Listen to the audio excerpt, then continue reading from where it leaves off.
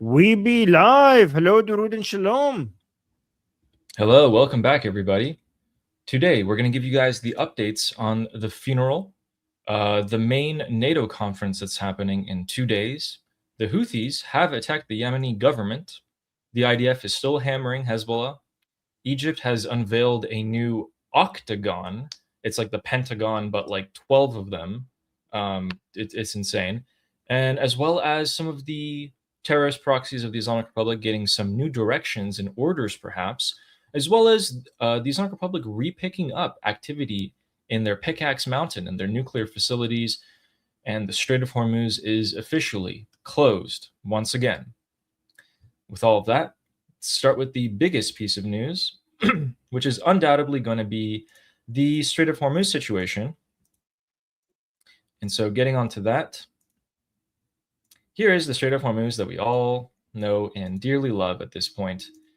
This all began last night when some strange things were happening. So in these pictures, you can see that at the beginning, the route is going to the south side of the Strait of Hormuz, but all of a sudden, the ship decides, oh, nope, I'm going to avoid that. I'm actually going to go towards the IRGC route.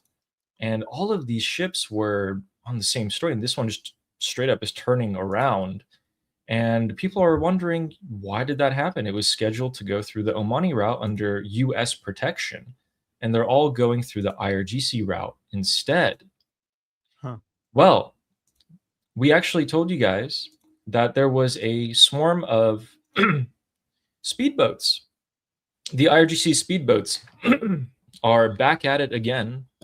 They started coming out yesterday, and they are threatening ships with radio calls and their, RPGs and all of that, and telling them, if you go through the Omani route, we will mess you up. And ships are deeming it to just straight up not be worth it to go through the Omani route with the US protection, or instead opting to go through the IRGC route instead. I don't know how this is going to play out. I can't imagine that the Americans would be happy about this, but as of now, the majority of ships that were passing through the southern side, through the Omani route, are being rerouted or not passing through at all. Some of them you saw were turning around. Armin, what do you think about that? Do you think the US is going to sit by and let that happen? I mean, they should not. That would be. You should This not. this is the most important part of the ceasefire. Everything is now about the Strait of Hormuz. I mean, I understand the Islamic Republic's frustration right now, because given that the Hezbollah leverage is now becoming less and less a leverage, everything they have to basically double down on the Strait of Hormuz. If it's either Strait of Hormuz or nothing, because they're losing Iraq, they're losing Lebanon, they're losing everything. So given that they're losing everywhere else, they have to double down over here. Absolutely. And we knew that would happen too. We called that out specifically for them to do this. And unsurprisingly, they are. Yes. Not only are they Yes, you're closing right. down the strait. We did. We did. Ali, We you're so absolutely right. called this straight on. We said this would happen. Yeah, exactly. We said they would double down on the Strait of Hormuz the weaker they get in Lebanon. Yes. Because no one else was following the proxies as much as we are. That's so true.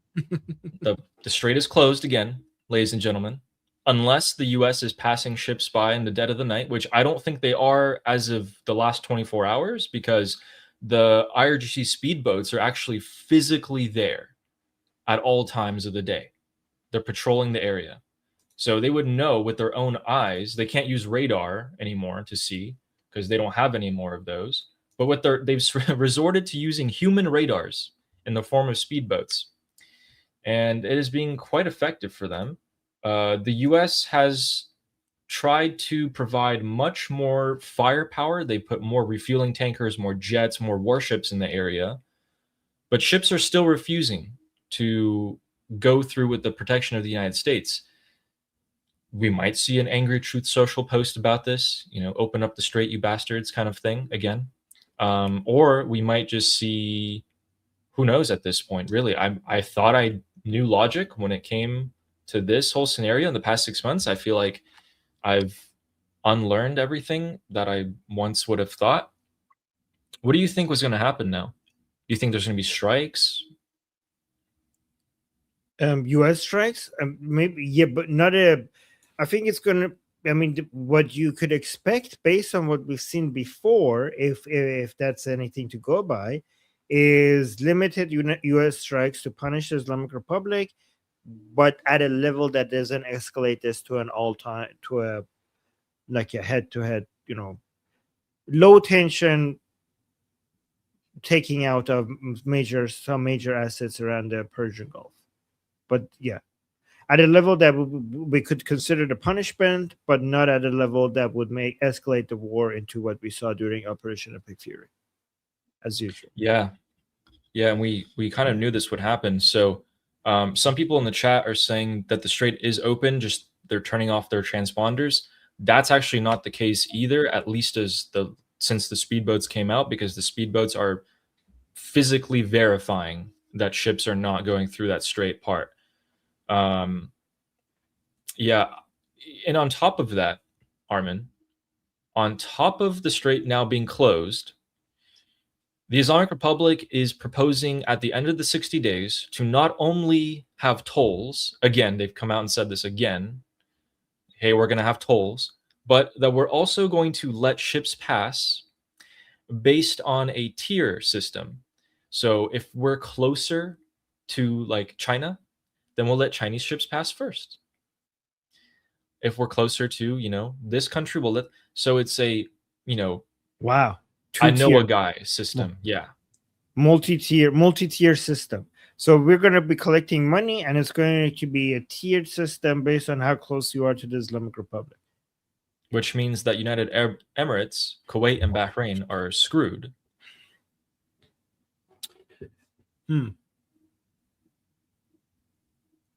So that is their position.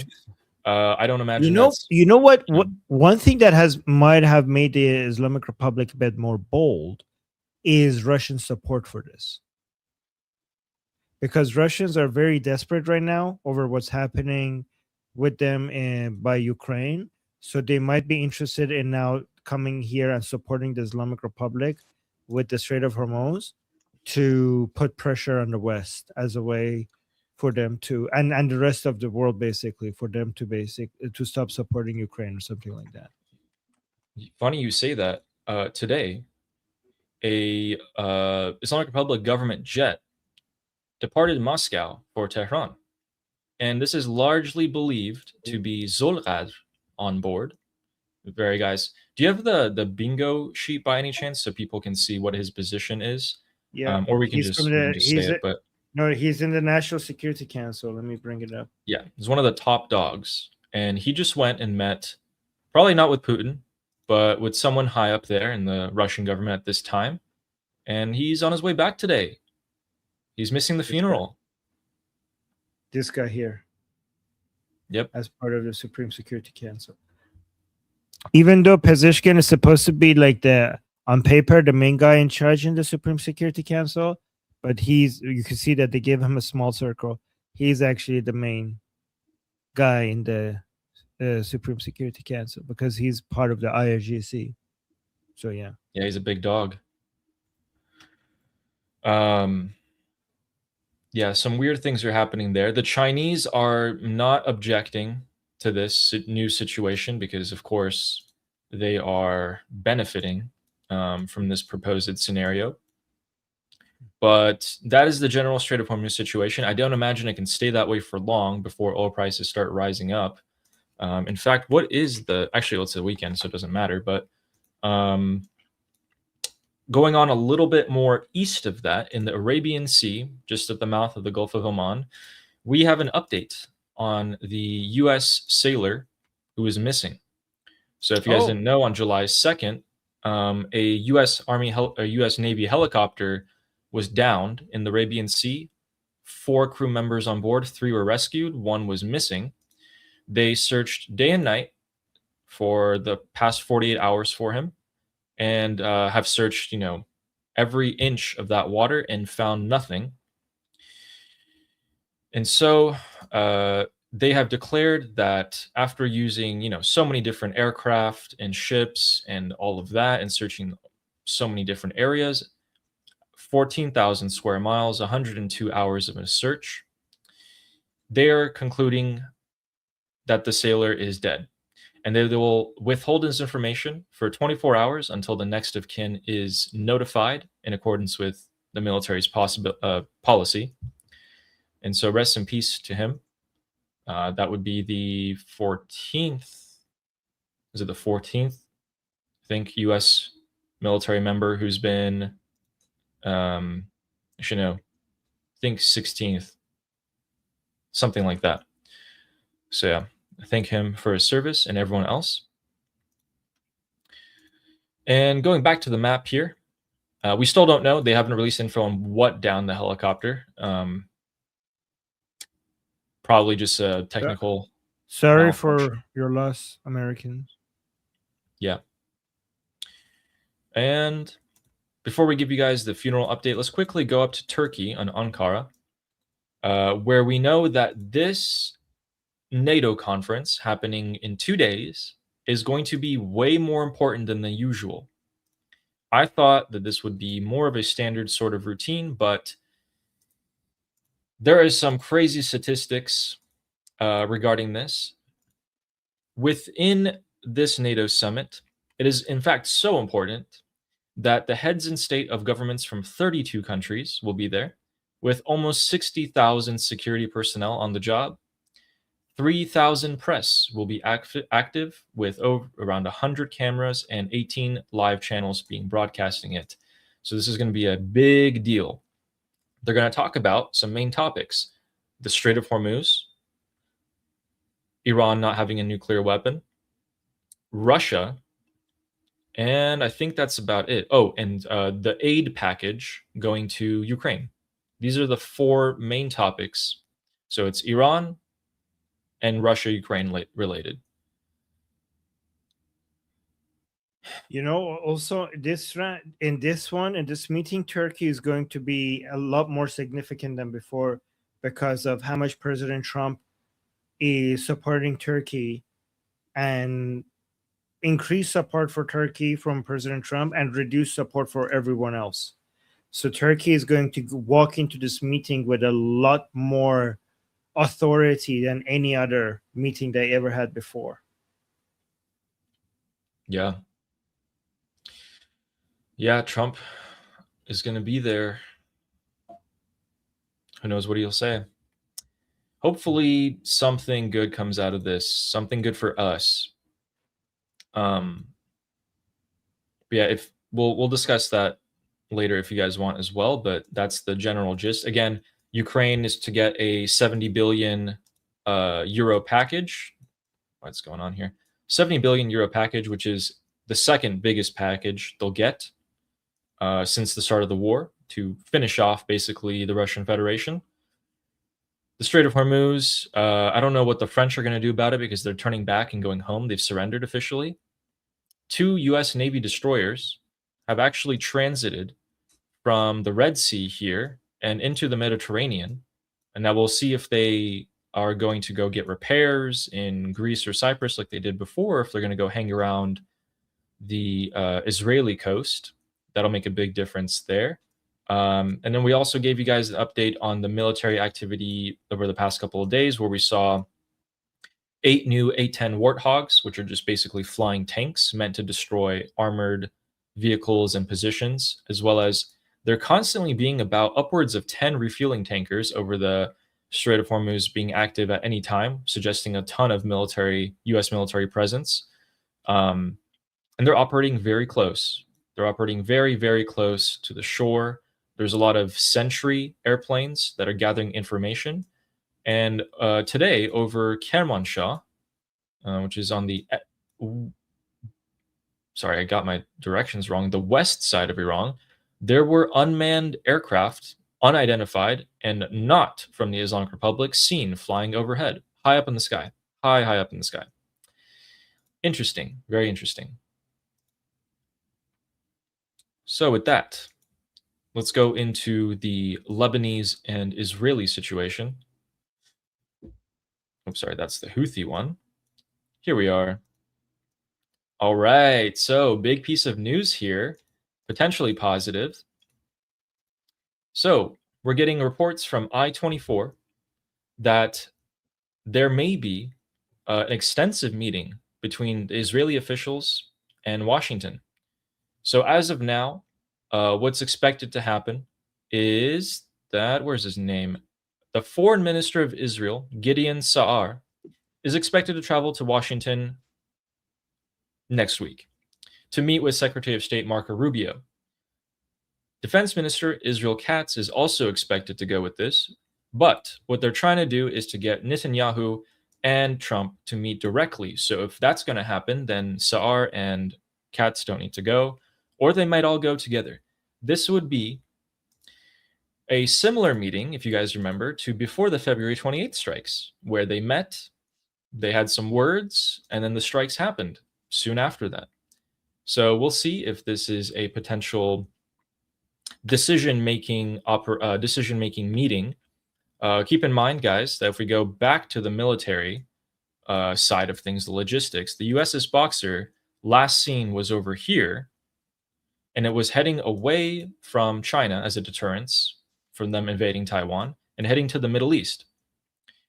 Now it's probably going to arrive in a few weeks, in my opinion. It's going to take its sweet time, which means that Netanyahu and Trump meeting next week would be well within the timeline of things, as well as many new airlifts, equipment, and the Warthogs arriving suggests a lot of threat that's being levied on the Islamic Republic.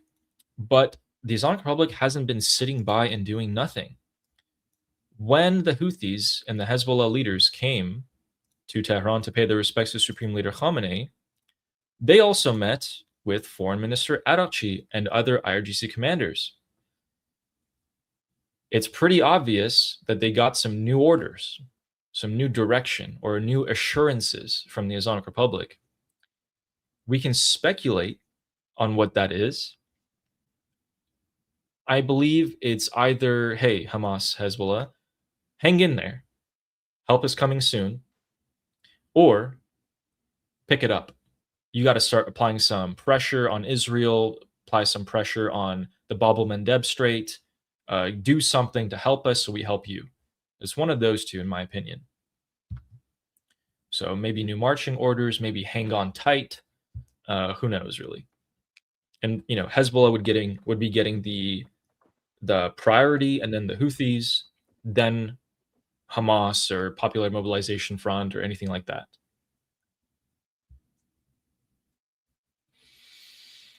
So right now, guys, we're basically in a phase where both sides are openly building up their strength, or trying to, at least one side is, and giving some direction, and we're seeing a sort of calmer phase. But behind the scenes, there's a lot of things going on, which points to military action being taken. I mean, a lot of these Islamic Republic analysts believe that a third war is coming, and so do Americans. So this is the behind the scenes things that we've seen, which is why we follow the actual logistics and such of those. So the Houthis just got their directions. Zolqad is coming back from Russia today. Yeah, that's the Islamic Republic side. Israel never stopped. Israel hasn't stopped, and what they actually have done is, so in southern Lebanon, the chief of staff of Netanyahu went and visited the Beaufort, the castle that they took, and he concluded that the majority of Hezbollah has been destroyed in southern Lebanon.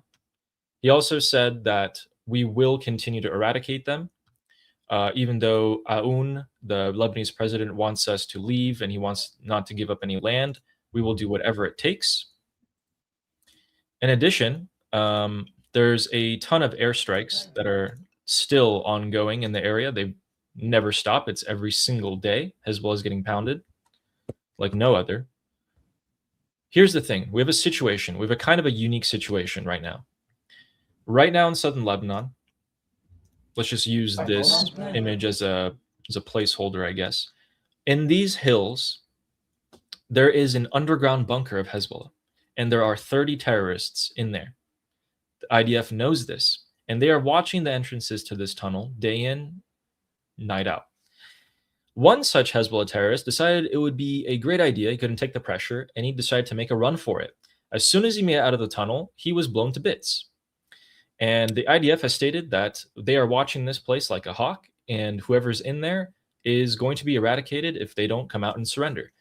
Of course, the Hezbollah terrorists will never surrender, so it's only a matter of time before they run out of supplies, or maybe, who knows, the Hezbollah launch a operation to try and save them, which I don't think that's going to happen. So those 30 guys are going to probably get it soon. And yeah, the IDF is just generally kicking butt, as they usually have been. And this sustained a couple of casualties. No deaths reported, but there are one soldier at least who's in critical condition. So they are doing exceptionally well. Exceptionally well.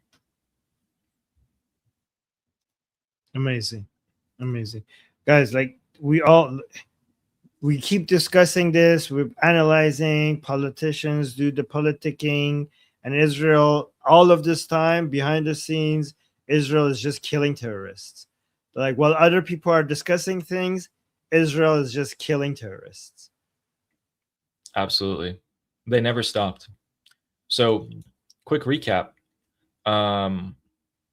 So the Houthis, also, we're going to talk about all the proxies. We'll give you guys an update on all of the proxies of the Islamic Republic after we finish giving you guys an update on the Houthis. So the Houthis here, I couldn't find this post on X, so I'll just show you guys the Al Jazeera website. I know.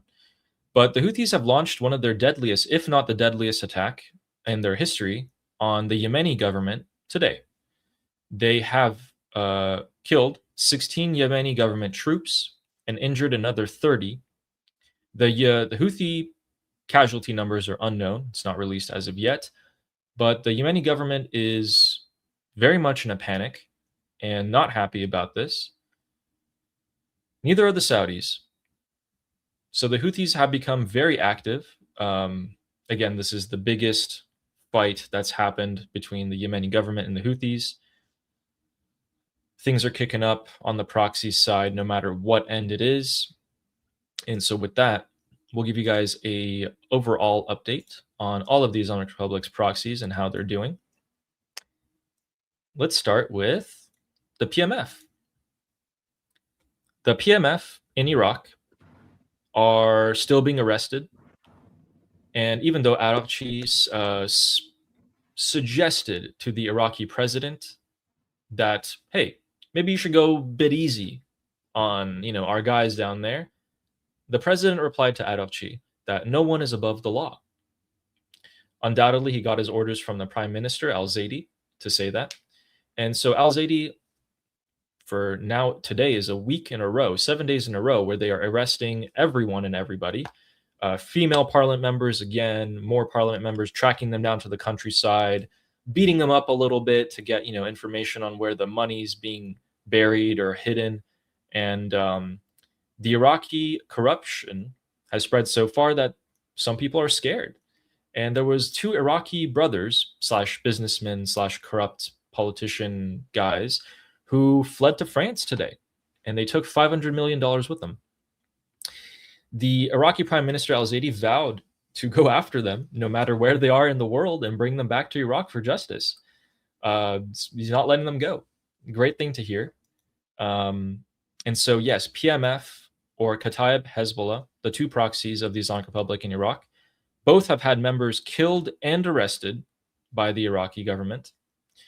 That is the state of which Iraq is in the moment. And apparently the funeral procession is still scheduled to come here to Karbala and Najaf.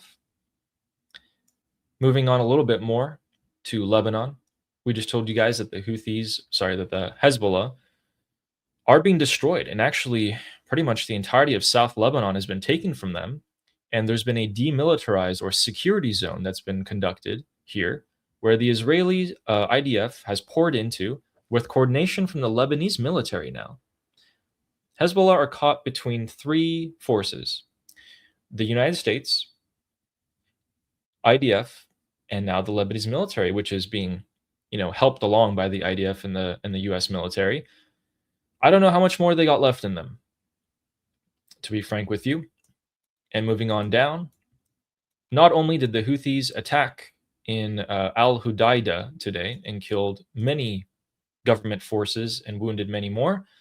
But over here, another pirate attack by the Houthis. This makes it the third one, I think, in the last 2 weeks. This one, though, was claimed by the Houthis. The other two were not. And what usually happens is that they board these massive cargo ships, and the crew obviously panics, and they go into a safe room. So these cargo ships actually have safe rooms where you can't breach them, you can't get into them. And the crew retreats in there, and they put on an SOS, and they hope someone comes to save them. It is unknown. That happened about 18 to 20 hours ago. We don't know if they're saved or not yet. Not too sure if the French carrier that's passing by at this current moment will have to help them or not, but one can only hope if you're stuck in that room and there's pirates pounding on the door. I think maybe they are going to have their own SOS signal. Yeah. Yeah, they might. So the proxies are not doing so well. They're all being attacked, and they're all being, so again, even the Houthis are being attacked. They just ate a ton of airstrikes over the past 2 days. People largely think that it's Saudi Arabia who did this, but it could be the IDF, it could be the US. It's unclaimed. And it's not like the Houthis have an air force to go and check it out. So, yep. They're being hammered. The Iraqi proxies are getting arrested and charged with corruption and theft and all of that. Hezbollah is being destroyed. They're holed up in their bunkers and they can't come out. And that's pretty much the gist of it happening there. So with that, and that is why Armin and I was telling you guys that because they're getting hit on everywhere else in the Middle East, they're going to redouble down onto the Strait of Hormuz. And we saw today that we told you guys that they are. They sent out their speedboats and they're turning ships away. And the US is probably not very happy at all. And oil might spike on the open tomorrow unless something happens.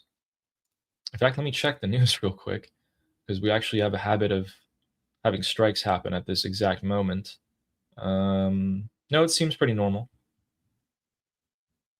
Okay, cool. You're checking oil prices? No, I was checking the news to see if I saw any strikes or anything like that. Because it's the weekend, so we have to see if this. Do you think any of this will have any effect on the oil prices tomorrow? I mean, it should. It absolutely should. It's not like the US can pass ships through the night with their transponders off because the speedboats are physically there checking. So we're either going to hear some kinetic action or the price of oil should shoot up, or the market is just immune. I don't know. Who knows at this point? The market. Yeah, we'll see. We'll see if it goes up tomorrow. I mean, it will go up, but by how much? That's the question. So we'll see. Yeah. So that's the updates of the general Middle East situation. Are you ready for the Tehran news? Yes. And guys, we will read the super chat soon. We haven't forgotten you, but we're going through the news first. Well, why don't we do that now? That was a good catch. Before we give them the funeral updates, and there's a few, some surprising things that happened. Again, every day it's getting worse for the Islamic Republic. Every day that this funeral is going on. So, the first one is by Nicholas saying, were there any free Iran rallies at the U.S. consulates yesterday as the Shah Reza Pahlavi called for? Yes. Yes. Norway, Sweden, New York City, and I think there was a couple others I'm forgetting off the top of my head. And Sarah also responded. I start Sarah's comment because it was a response to the super chat. And yet there were tons. Yes, guys, there were tons. And Sarah said, great Prince Reza Pahlavi rally in Sweden and Toronto. Thank you, Patriots. Yes. But there was a lot. Yeah. And thank you for asking, by the way. Yeah, the turnout isn't like there's thousands and thousands of people. It's more of like in the hundreds, but they are showing up. Ali, do you have your counter up? Yeah. Okay, good. Because Fleshy always checks for you at the beginning of the show. He's so kind. Like, hey, I know, where's your bless his heart. calendar? Yeah. Yeah. Thank you, Fleshy. Yeah, Oh, it's like hammering a habit into me now. yeah. Feinster is saying the word as is in Sweden. In Sweden, the word as. Really? That's good. That's great. That's great to hear. Kind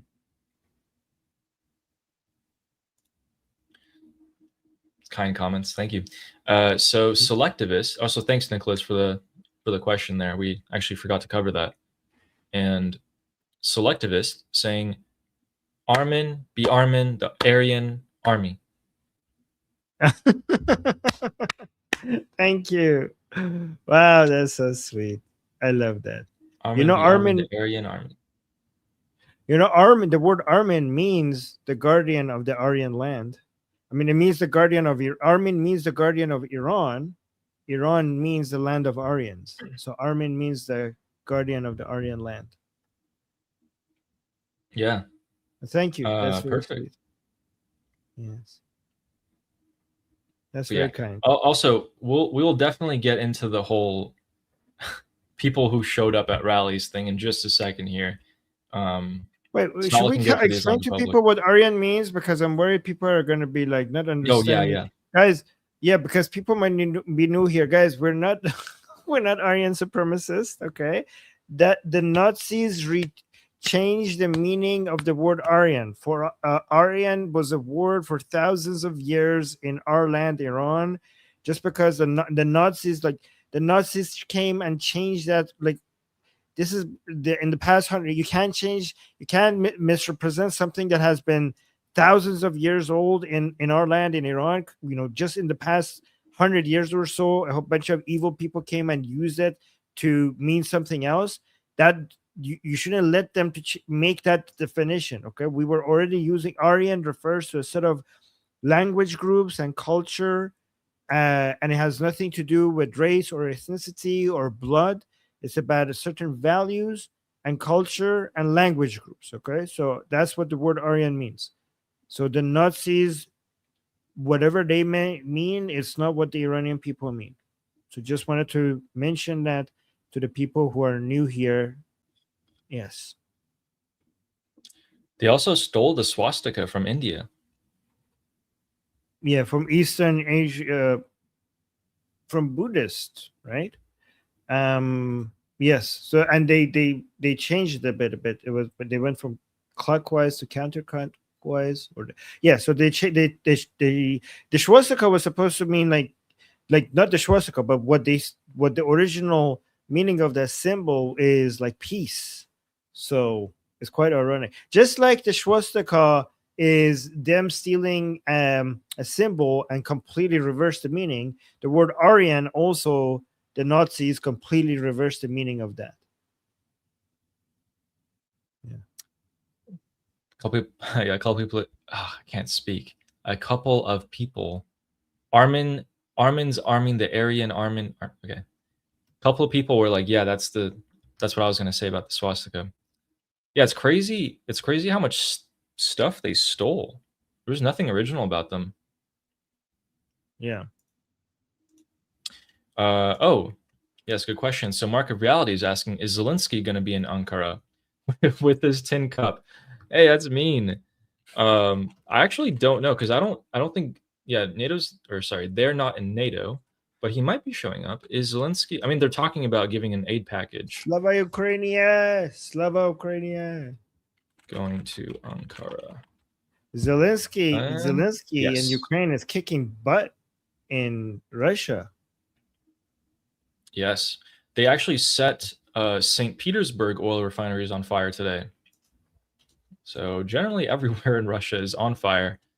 But yes, Zelensky will be going to Ankara. And he's gonna have his tin cup pretty full. He's gonna get 70 billion euros, and they're already planning on how to spend it. They're gonna spend $1 billion of it on U.S. Tomahawks and other missile interceptors and other stuff like that. So the orders are coming in already. Good question, Mark. And Avrami Gertner said, did I just say something bad? I don't know. The oil can go by Israel. We don't need this strait. I think we do. I think it costs a lot more money to transport millions and millions of barrels on trucks and train throughout the Middle East to go to Israel. Yeah, the capacity of moving not just oil, but anything is significantly lower by land than by maritime trade, maritime routes. So it goes, water routes are the most efficient, highest volume at lowest price, then land with a significant difference, like the amount of stuff that you could move on land. Even with pipes, oil cannot be moved as much as on ships on the sea. Like, it's a fraction of what you could do on the sea. And then the worst, like the most expensive but the fastest, is by air. So sea, land, and air. Sea, the highest volume at the cheapest price, then land, and then air. Air would be the fastest and the most expensive, and the lowest volume, fastest, most expensive is air. Cheapest, highest volume, most efficient would be by sea. Yeah. So you don't want to end up like Russia, where if you can find gas, it's $12 a gallon. You don't want to end up like that. Yeah, I mean, we in America would lose our minds. Look at the capacity of like the East-West pipeline in Saudi Arabia, right? That's like 7 million barrels per day, right? That's the biggest pipeline that we have. I think the Strait of Hormuz capacity was 24 million barrels per day, if I remember correctly. The capacity is higher. I think that was just the regular traffic. Oh, okay.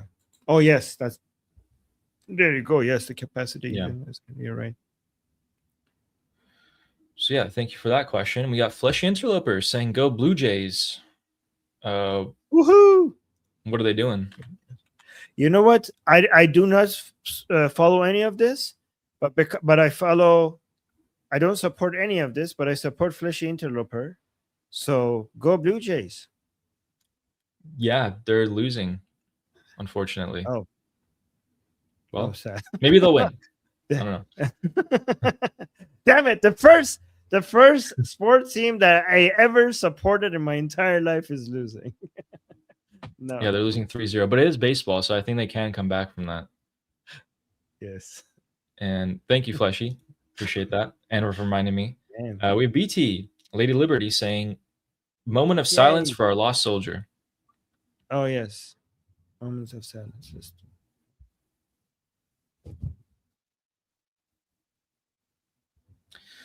Thank you, BT. Appreciate you. BT. And to all service members of the United States, thank you very much. Thank you for your service. Flesh Interloper saying, "Post-funeral strikes?" No.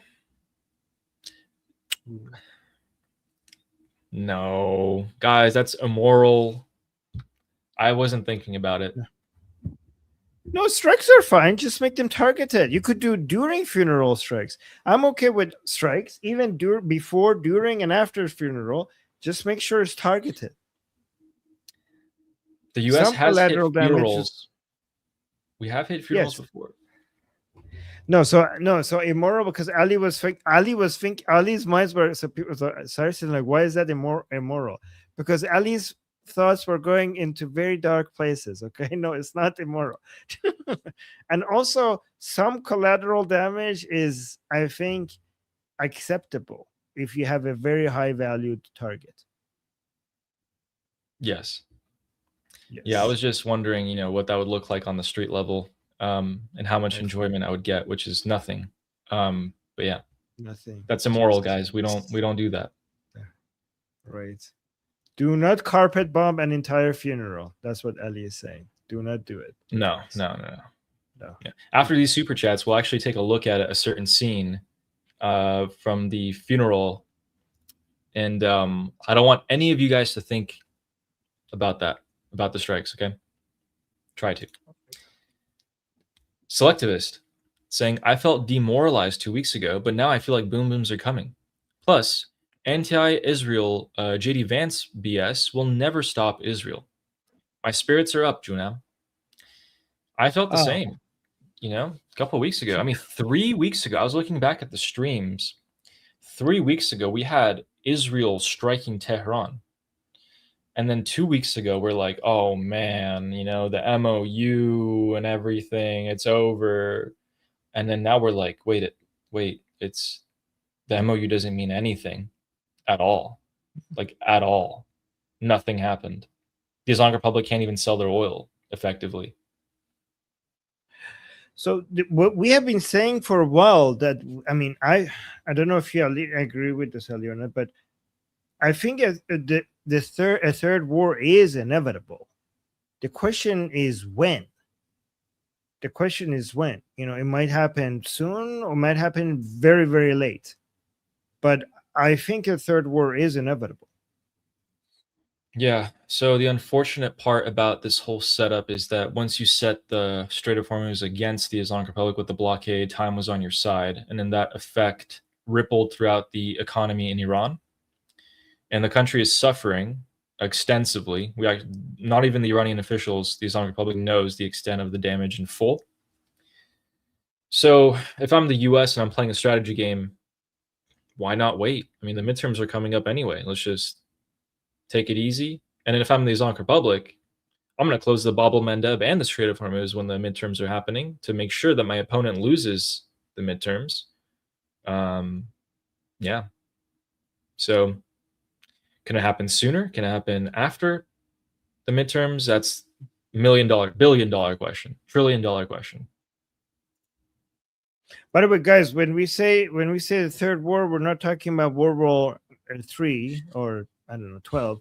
By the third war, we mean the June 2025 Midnight Hammer operation was War I between the United States and the Islamic Republic. War II was Operation Epic Fury, starting February 2026. So we're talking about the third war between the United States and the Islamic Republic. That's the third war, not Yeah. No. But I'm glad that you feel better, Selectivist. I definitely do. Yes. I'm just now I have anxiety about like when, how long is it going to take? Yeah. We said this is a marathon, not a sprint. Mm-hmm. And Sarah Ocean with a kind super chat saying, "Booses, kisses for the most handsome gentleman on the web." Oh wow! Thank you. Wow, thank you. Thank you very much. And Dear Samantha saying, I think this is for you. Thanks for always being so nice and patient with me. And not getting mad. Yes, we'll always be patient with you. And part of that includes being real with you. Okay. So if I think that something you're saying is wrong as a friend, you should expect me not to hold back. Okay. If a friend would lie to you and say like, no, this is fine, I think you're right, and just validate everything you're saying, even though if I'm not going to be a real friend, if I think what you're saying is BS and not call it out, that's not a true friend. So I will be patient, but the patience doesn't mean just confirming and validating everything you're saying. So I think you appreciate me telling you what I truly think about, what you think, right? And I appreciate you as well, by the way, Samantha.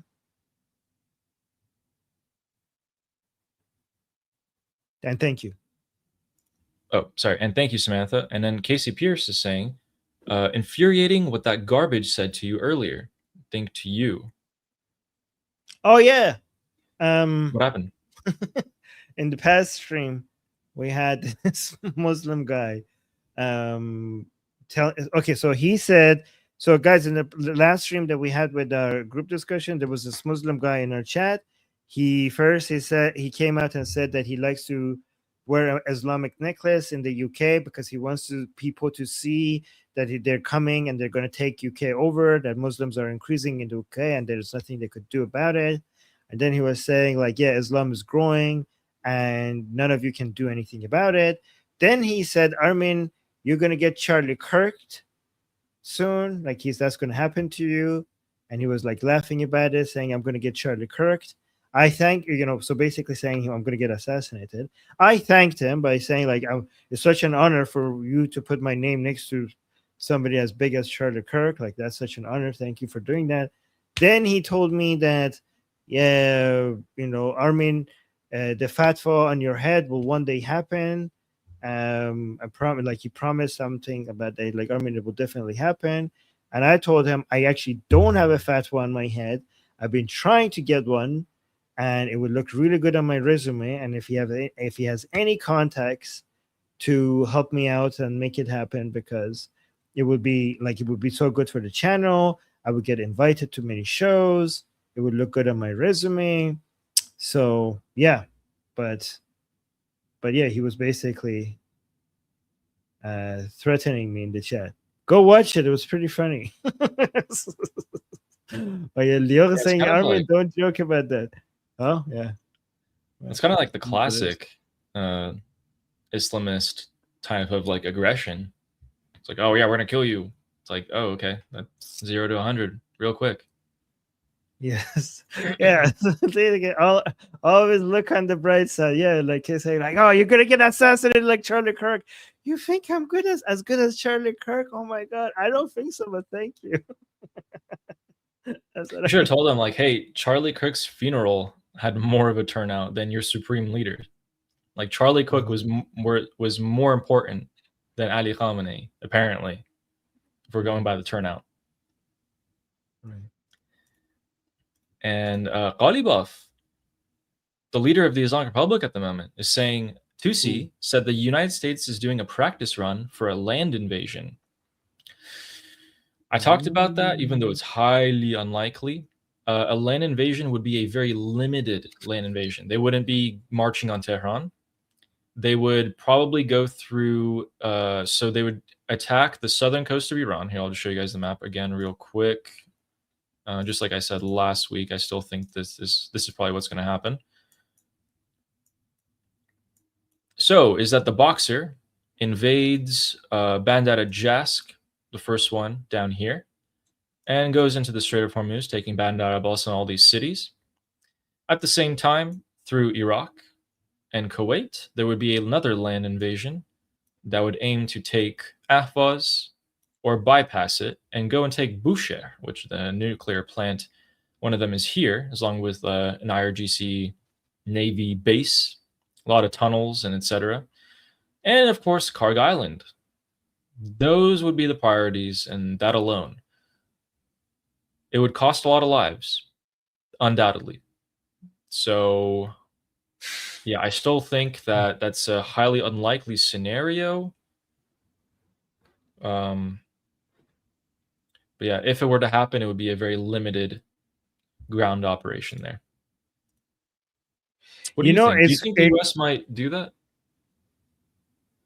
Maybe after the midterms, but maybe, I mean, anything is possible. But it also, like, practicing stuff also might be a signal to the Islamic Republic that we're ready.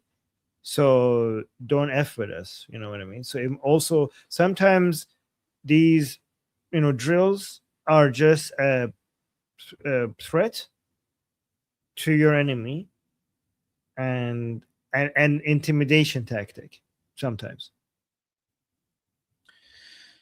Yeah, most likely though after the midterms, because right now it's not only sandstorm season, but it's like 120 degrees down there.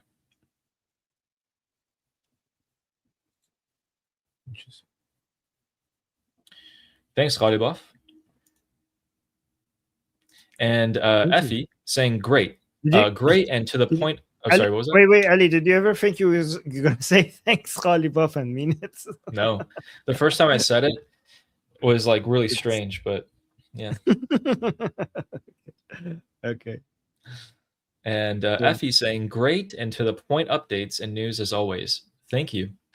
No problem. Thank you. Thank you, Ali. Thank you so much. We appreciate the update. Yeah, it's actually one.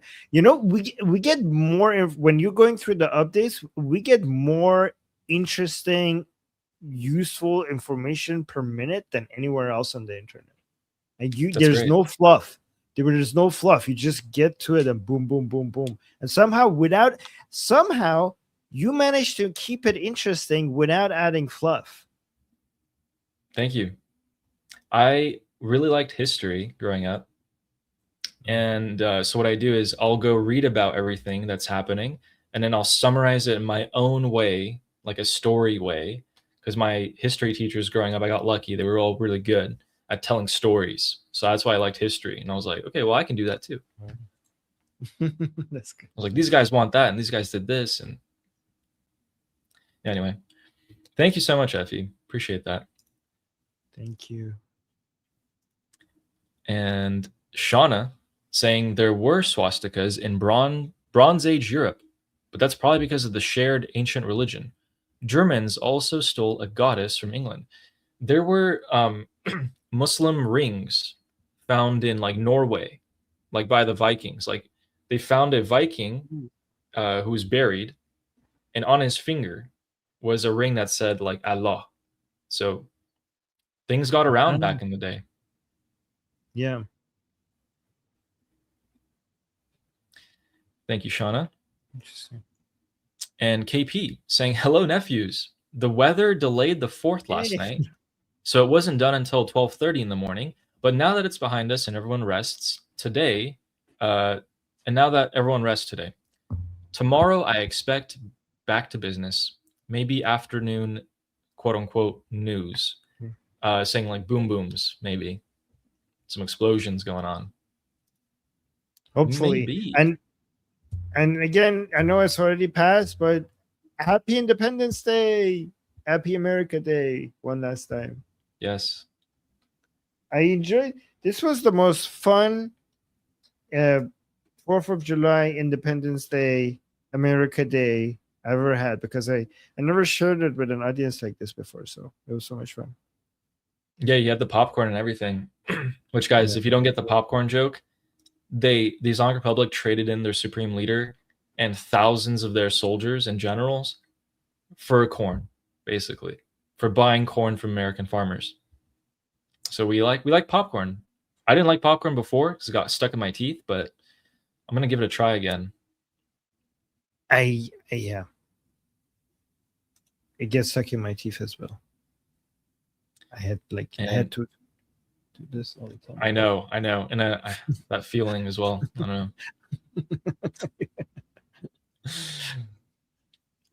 know. Thank you, KP. I hope you're right. Really do. Especially with the strait kind of actually being closed, that could be a possibility. Steak and Beans said, I see the rise of a huge Sunni jihadi coalition, which would be Turkey, Egypt, Qatar, Syria, Iraq, and the Lebanese army. Oh, no, sorry. The Lebanese army is just too Shiite to reform. Iraq is also mostly Shia. So I don't see them. But let me see. Turkey, Egypt, Qatar, Syria,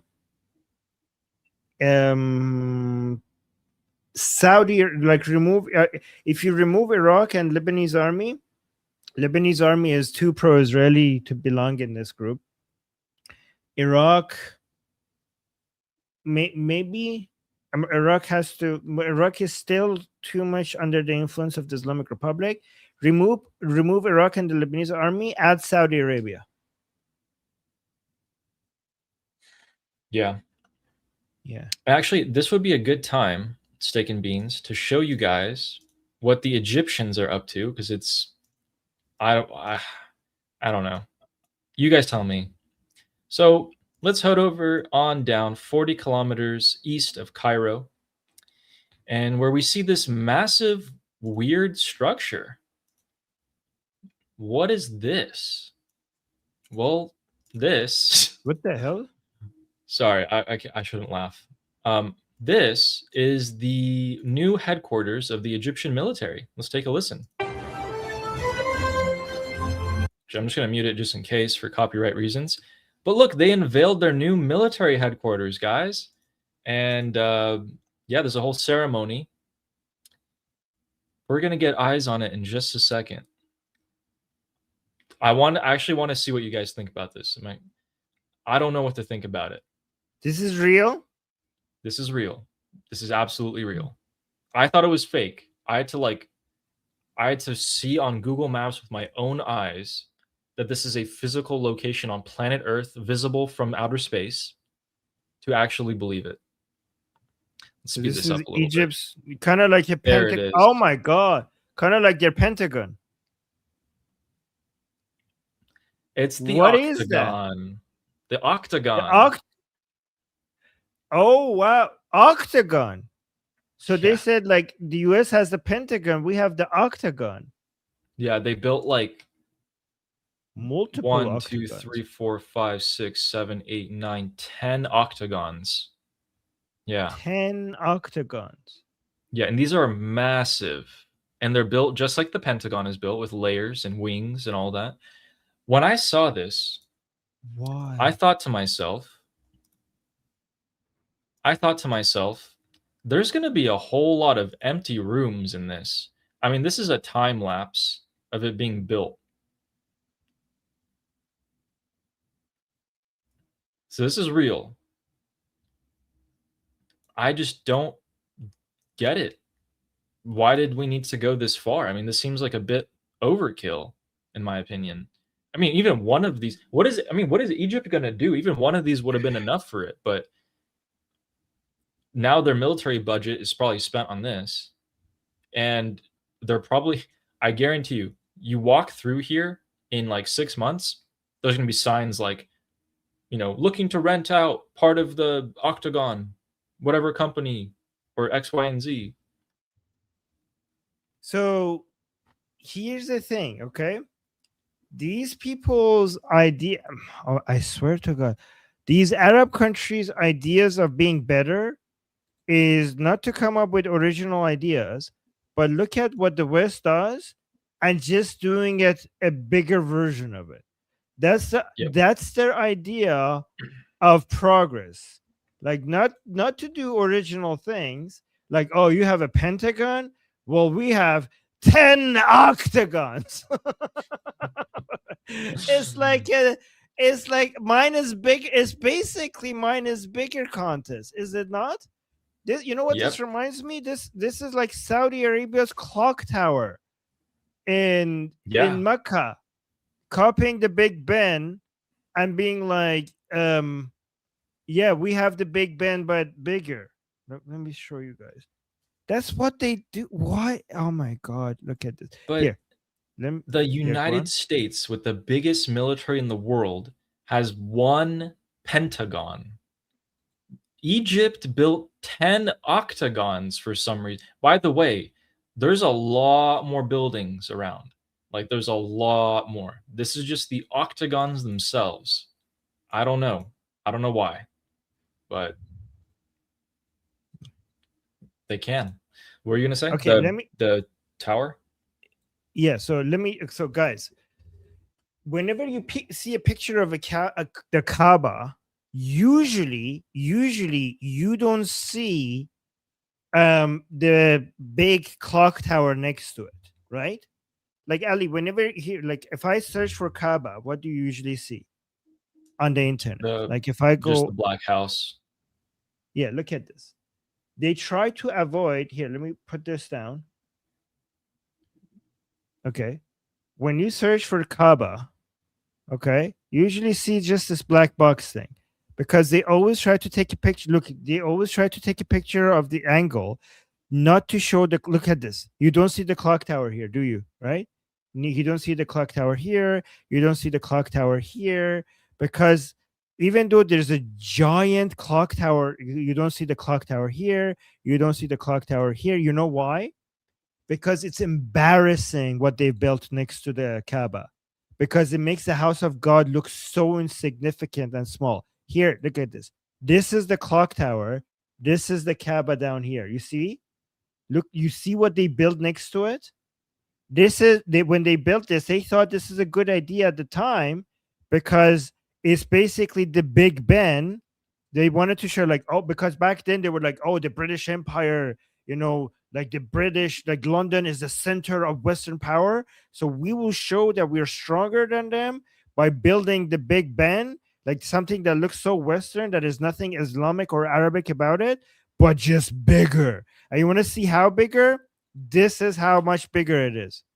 Like if this is the Big Ben, this is the clock tower in Makkah next to the Kaaba. And it's just when you go there, the problem is because of them building this clock tower, when you go to worship the house of God, then you see this monstrosity next to it. Nobody feels like you get so awe, like you get a sense of awe, not from the Kaaba, right? But from that thing.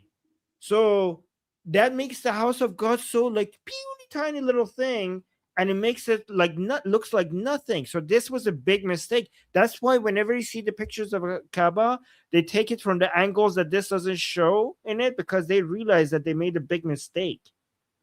And yeah, just like Saudi Arabia didn't become strong by building this monstrosity, Egypt, I don't think that your army is going to be more powerful, or even like what do you think is going to happen? Because the United States has the Pentagon, and then you have 10 octagons.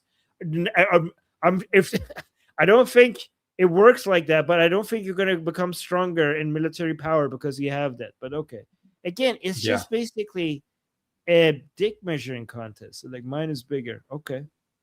Yeah. Yeah. What is guys?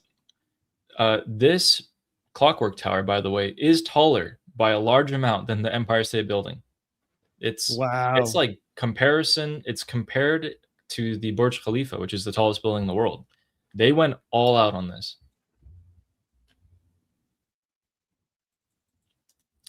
Yeah, it's just basically if it's bigger, it means we're better than you. If we're better, if ours is bigger, that's all. Yeah. You know, that's how I thought when I was like 4 years old, I think.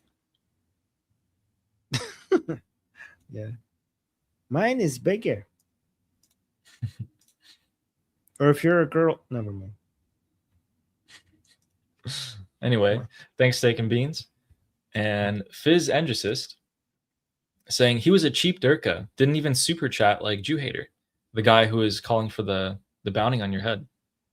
Yes. I think they put all their money together and give it to Jew Hater, and he basically finished it all. Yeah. That was their budget. That was their entire budget. I think he's right. Mm. And thank you, Fizz Injustice. So Fleshy Interloper saying, here, Armin, an official fleshy cult fatwa for you. Thank you. Wow. Thank you. I appreciate that. How many followers do you have? Who is Fleshy for real, though, if he's issuing fatwas? I don't know. I think he has a cult with one member. Yeah. But thank you. I appreciate that. Thank you, Fleshy. And George Hansen, with the super chat, thank you, says, no ground invasion without armored cavalry, like tanks. There are only a small squadron there now, but the USS Boxer is there, just like I said. Yes. You were right. You were right. Ground invasion. I mean, it's just really hot. But also, they wouldn't, I mean, I don't know. It is really, really hot over there. It's 120-degree heat. Land invasion, that's tough. It's tough to pull off. Mm. But yes, George Hansen, thank you so much. And Mark, Mark of Reality saying the Egyptians are building a new capital. I think they've been talking about that for a long time. Mm. What is it even called? I don't know. We don't know. Maybe it's not that important. And wait, Mark also the Egyptians are building a new capital. What is it called? I could look it up. And Mark also said, does their octagon have a flag on the moon? Nope. They don't. I don't think Egypt will go to the moon in our lifetime. Not so sure. Have you guys seen what Cairo looks like from the air? I suggest you search it up. It does not look good. Not look like somewhere you want to live. Oh, I can't believe. I don't know if wait, the managing company officially streamlined the name to simply the new capital. So the name of the new capital for now is the new capital. The new capital. That's really bad. Oh, you're actually right. Wow. Guys, it's just straight up called, like, I just found it on Google Maps. Yeah. New administrative capital. That's the name. It's right there. We're gonna build a new capital. Oh wow, so exciting! What are you gonna call it? The new capital.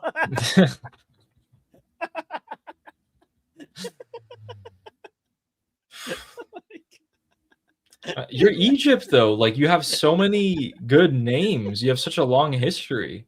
It's not like you could have given it to like an elementary school and they would have come up with a better name. It's like calling your dog. At this rate, I think Mark's right. I don't think they're going to the moon.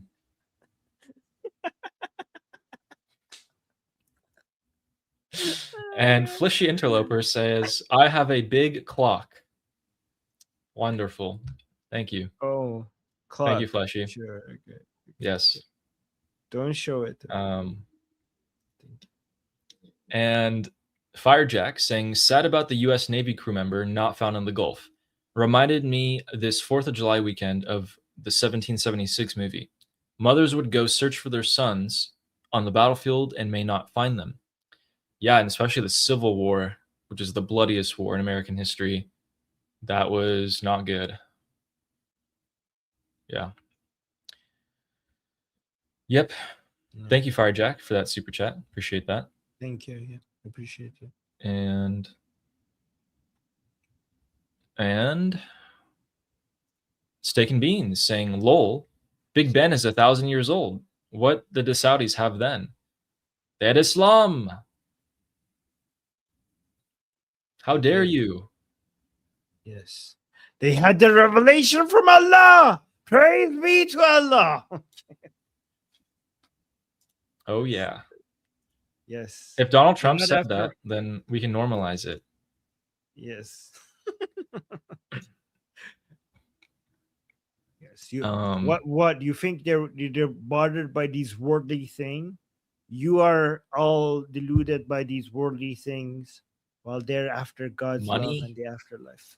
Yes, they don't care about money, wealth, or power. building big things, or yeah. Yes, they don't care about wealth and power and money and building shiny big things at all. They're not interested in that. They have the afterlife. They have God. That's why they're not interested in this world. Yes. Absolutely. And Amir the Cricket, hello, says, still no one build quiet, durable structures as the pyramids. Yeah, no one's built anything like the pyramids. I mean, to be fair, those were the aliens. Yes. Yes. Yeah, because if you look at the actual Egyptians, they're building 10 octagons in a new administrative city. The pyramid is way too difficult. Yes. You know, I kind of wish Iran, like, do you think if Iran never fell to the mullahs, if we would do things like that? I don't think we would. Oh, just giant ass things, just like waste money. Yeah, big things just for the sake. Like build a new city in the middle of the desert. Oh no, Pahlavi, no. Reza Shah, Muhammad Reza Shah were very much utilitarian. Like they were so much looking into, increasing productivity and actual results. Like they were actually looking for, they were result driven on people's lives. The mullahs did try to do the stupidest thing. One of the most stupidest things was, they were like, we have to be more self-reliant in Iran on our own food. let's build rice fields and agriculture in the middle of a desert, and let's pump water to it and waste billions of dollars and have it produce 5% of the food we could have gotten building it somewhere else. Yes. So maybe maybe there's a common theme, there's a common denominator in between all these people. They're dumb, basically. There's one more common denominator. Yeah. Thank you, Amir the Cricket. And Ari saying the tower they're building in Jeddah will be insane. Oh no. Oh, another one. And another one. How is the line going, by the way? They stopped. Yeah, they're okay. So they're gonna build this. Share this with you guys. They're building. So, guys, this is the Burj Khalifa on the left. Okay. Can I zoom in here? Nope. Okay. The Burj Khalifa is on the left, and then the Jeddah Tower is in the middle, and it's supposed to be taller. I'm trying to get a better picture view of this. No, that's not it. Where is it? Thank you, Carol. Why would they put an hour-and-a-half video there? All right, anyway. It's kind of up there. It's supposed to be a good, I would say, I don't know, 15% taller, something like that. Just an insane amount. I don't know why. They stopped making the lines in Saudi Arabia? Oh my God, they did, didn't they? They did stop. It was so ugly. They were like, it's too expensive. It's not going well. Everyone's laundering the money. And then they stopped. So look at this. Construction on the line has been officially suspended and heavily downscaled. Surprise, surprise. With the initial 170-kilometer vision halted until at least 2030 to shift focus towards a shorter 2.4 kilometer. Oh my God. This is so embarrassing. They went from 170 kilometer to 2.4 kilometer stretch and industrial infrastructure like AI data centers. Okay. So they went from 174 to 2.4. Does it say how much money they spent on that? We could check. This is the line, by the way. This is the line. There's nothing there. There's nothing there. It's just dirt.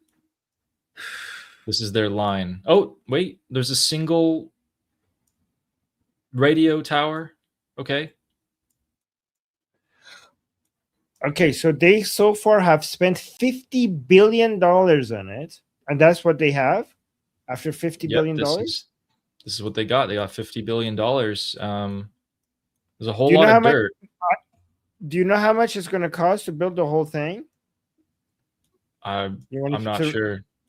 You want me to read the number? Yeah. 8.8 trillion. Okay. Yeah. Gotcha. It's literally just dirt. Oh.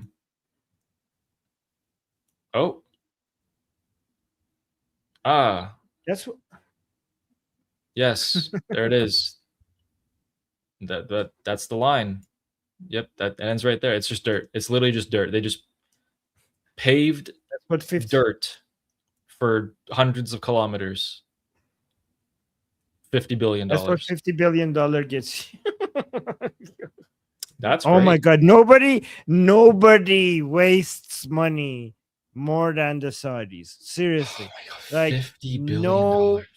Nobody on earth wastes money at the rate of the Saudis do.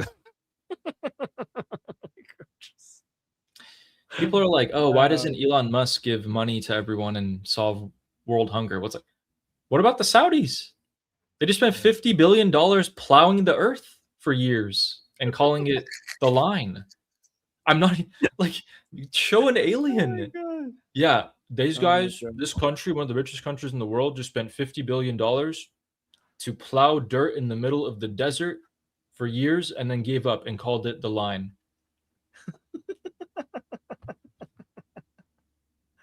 Oh my God. They're useless. Whew. Thanks, Ari. And Murtaza Murtad said, "Hello, guys. Are you familiar with the writing of Dr. Leonard Peikoff? His stance on Iran was so based. Check it out." Ooh. I have not. I don't know that. I'm gonna try to remember the name though. Peikoff. Okay. Yeah. Yeah. You'd also write in the chat like a point or two about it. Thanks, Murtaza. And Thank you. Rooster saying Base Pro Shop has a pyramid. Do they? There's one in Las Vegas. Yeah, thank you, Rooster. I'm not sure what exactly you're referring to. Is that how you read that? Base Pro? Base Pro? Or Bass Pro? Is it Bass Pro, guys? I think it's Brass. Have I been saying it wrong the whole time? Oh yeah, they do have a pyramid. I see it now. I know it is base. Okay. Really? I would have read that wrong. Oh, here. Yeah. This is. All right. I found it. Here. This is what he is referring to. Not this one. Wow, pretty. Oh, go away. Oh my God. How do I get rid of this? Oh, here. This one. There you go. Oh. Okay. Cool. But, yeah. Okay, so Google is telling me to say it like bass, but then AI is telling me to say it like bass. It's okay. Okay, people are saying bass. All right, got it. Bass. So then we have Ida. And Ida saying, thank you for the super chat, by the way, saying, you really don't understand. They're building it all for the aliens when they come back. Ooh, okay. I think you're right. You know, we are going to have an alien. We are going to have an alien visit soon. Very soon. Is it like weeks away or months away? A few years away. But it's not going to be from outer space. It's going to be AI, which is going to be alien life, but we'll building it ourselves. So it's not going to be from outer space. But once AI becomes self-aware and emotional and stuff, like it's technically, and also self-produces itself, it's technically alien life. Yeah, that's true. Yeah. Thanks, Ida, for clarifying that. And that makes me think of the History Channel guy, the aliens guy. Yes. Thank you for that. And Kelly K, thank you for super chat saying, thank you both for making a difference. Javicha. Thank you. Thank you. Very kind of you. And Rooster saying it is bass, like the fish. Gotcha. Ooh. All right. Now you made me want fish now. I'm gonna order fish after this. Oh. Thank you. Whoever had the bass super chat is responsible for having Armin order fish today. So, okay, guys, we are going to update you on the funeral real quick. Actually, we got another super chat real quick. So Murtaza is saying his interview with Bill OR on Iran issues is on YouTube. Bill O'Ryan. Bill O'Ryan. Okay, I'll try and check it out if I have some time. Thank you, Murtaza, for the clarification. So, there's the pyramid. All right, guys, let's go back to Tehran and let's check out the remainder of the funeral. So we started off today's funeral. You guys might have seen this clip. I know it was shown by Armin earlier in his streams. But if anyone like JD Vance might think that, yeah, you know, we can deal with these guys and leave them alone and everything will be okay, let's just take a listen to this.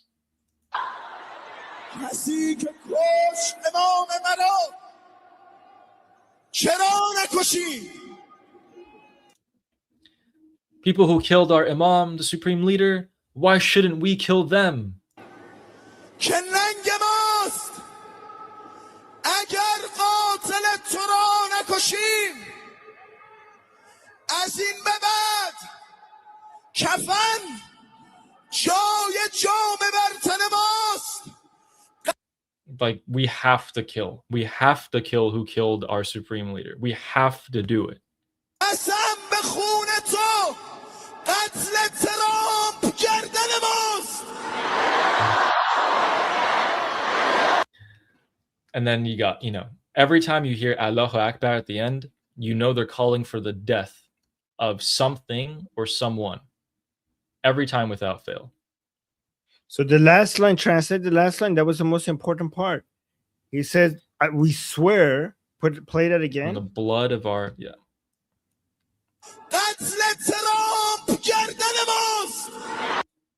Now go back, the whole phrase. Yeah.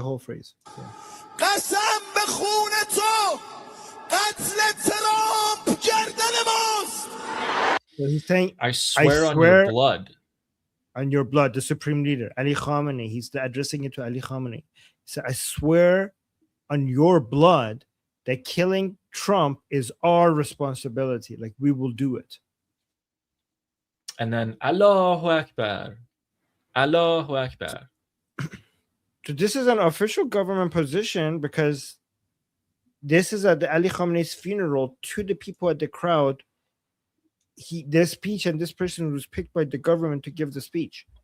So just people need to get this out to President Trump, and you need to put pressure. Like, this is the guy that you're being nice to, right? Like President Trump was saying, like, oh, we're allowing them to have their funeral because we're nice. Well, look at how they are responding to you being nice to them, President Trump, and allowing them to have their funeral. Exactly. Well said. And we'll show you guys here the turnout for the funeral. This is the main point about what all Iranians are talking about, regardless if they're regime supporters or not. This is what they're talking about.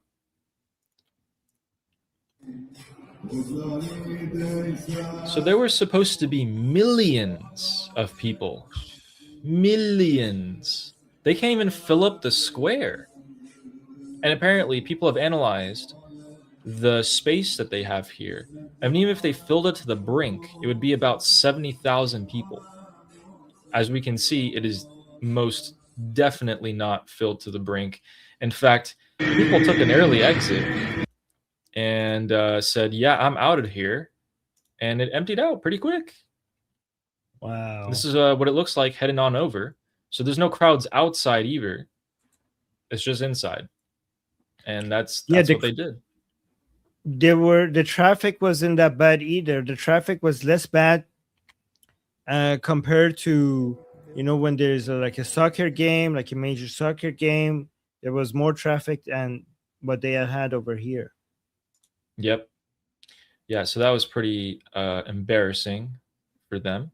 But this is what it looks like to the Islamic Republic's AI propaganda. So they put this image out and they're like, yeah, guys, trust us. This is what actually happened. Sure. This was the real turnout. Okay. Yeah. By the way, that billboard isn't actual Farsi, it's just gibberish. So it's pretty much AI generated. And that's becoming a big point of embarrassment. So where is this part? I want to show you guys. Here it is. So there's also this video transiting, which is showing the same spot, but like chock full of people, and the surrounding areas chock full of people. We're not really sure if this is real, but let's just say it is. Let's say that video from the helicopter up there was completely real, and all of this is real. What is it, like 100,000 people? Maybe 130,000 people. F it. 150,000 people showed up. Okay, let's just say that. So after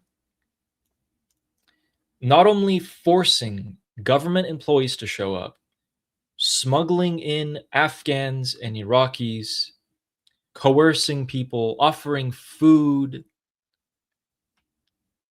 150,000 people tops, if this is real, turned out. Prince Reza Pahlavi, in a single city alone of LA, when I went to the protests had twice this amount of people there. Not by our reports, by the city's reports itself. Toronto, LA, Munich, each of them brought in minimum 200,000 people. Each of them, by the way, on the same day. No threats, no money, no food, no nothing. Just saying. It's pretty clear. So, and then we got an actual picture from a camera in the, what is it called? The Mosalla? How do you pronounce it? Mosalla Mosque. Mosalla Mosque. So this is where Khamenei is being, like, put up. We can see this. Look at all that empty space. Again, this is the actual webcam or like security camera that they have up there. So it's not like anyone could fake it. I don't know. You guys tell me. You guys tell me. This is at night when it's cooler and generally people have nothing to do. It's not looking too great for them, to be honest with you. And then I found a picture of, I think this was Charlie Kirk's funeral. That has more people in it. So, yeah. Then Armin, listen to this. Can you tell me what you think of this clip?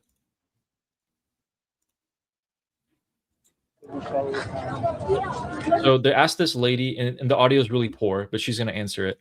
They asked her, what do you think about Mojtaba?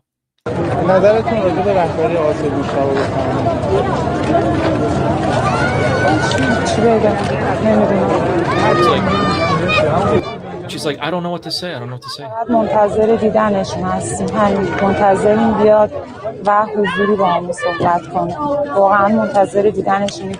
امروز تمام چشم انتظاری ماهایی که اومدیم اینجا این بود که ایشون نمازو پشت آقا بخونن. یعنی من تا لحظه‌ای که نماز شروع بشه هر آن به بغل دستیام گفتم خدا آقا میاد. امیدمون فقط همین. الان فقط امام زمان. Yeah. This was actually let through the state media. This actually got on air. Guys, this was not supposed to get on air. She's saying that, well, I was waiting to see him. I was waiting to see Mojtaba. I thought he was going to lead the prayers for his father. Wow. I didn't see him. I kept telling people to my left and right, hey, he's going to show up. He's going to show up. Even to the last second, I said, and he didn't show up. So I don't know. I don't know what to say. You know what she said at the very end? She said, now we could just only wait for the Mahdi to come. Like the only person. Yeah. So she gave up on Mojtaba and now she's waiting for the Mahdi. Oh my God. So Mojtaba didn't show up, but Khamenei's other sons showed up. Yes, it did. We were wondering if they would show up, the other ones at least. Here they are. So this guy, and that guy. These are the three sons, the three other sons of Ali Khamenei, the fourth one being Mojtaba. And he is nowhere to be found. But the other three sons are there. Also, they haven't been seen since February 28th. This is their first time showing up. Another person who showed up was this dude. Does anyone... This guy with the hat. Wait, where'd he go? Oh, they took his hat off. He's right there. It's Vahidi. Vahidi's pushing himself through the crowd. And everyone's trying to get a picture with him and whatnot. He's making his presence known. Not only did he come out with that picture of himself over Khamenei's coffin, but he's coming out and taking pictures with anyone, which is, interesting. But he's not taking any pictures with Ghalibaf. He is trying his damn best to not be seen anywhere near Ghalibaf, but there is someone who is trying to show himself next to Ghalibaf. I think this just got cut out. There we go. Armin, there is someone else who, in my opinion, has been pulled under to Ghalibaf's camp. Oh, there it is. Okay, cool. Bring it up. Let's take a look at this picture. Oh, it didn't go up? What the heck? Okay. Guys, look at this picture. This is everyone and everyone of importance in the Islamic Republic in one picture. And if we zoom in, we go to the right, we can see Pezeshkian, Ghalibaf, and Ejei. Ejei has been seen next to Ghalibaf the entirety of this ceremony, today, yesterday, the day before. And today Ejei got reinstated. Today, Ejei got reinstated as the Chief Justice of the Islamic Republic. He got confirmed. They were talking about removing him from Mojtaba wanting to remove him. And he was reinstated by none other than your favorite stuttery handwriting man, Mojtaba Khamenei. What it's is right there. That? It's his signature. That's his signature. That's Mojtaba's signature. I know. That is not like his old signature, and it's now the world's ugliest signature. This is the world's ugliest signature. Yes. Every time ever since he's dead, ever since he's died, his signature, I don't know what that is, but guys, his signature used to look something different. I don't know what that is. Yeah. So basically what we're saying, or what I'm saying, is that these two are now more on the same side, because we think, or at least I think, that Ghalibaf is the one pulling the strings behind the Supreme Leader's office. He's kind of controlling what Mojtaba says and doesn't say.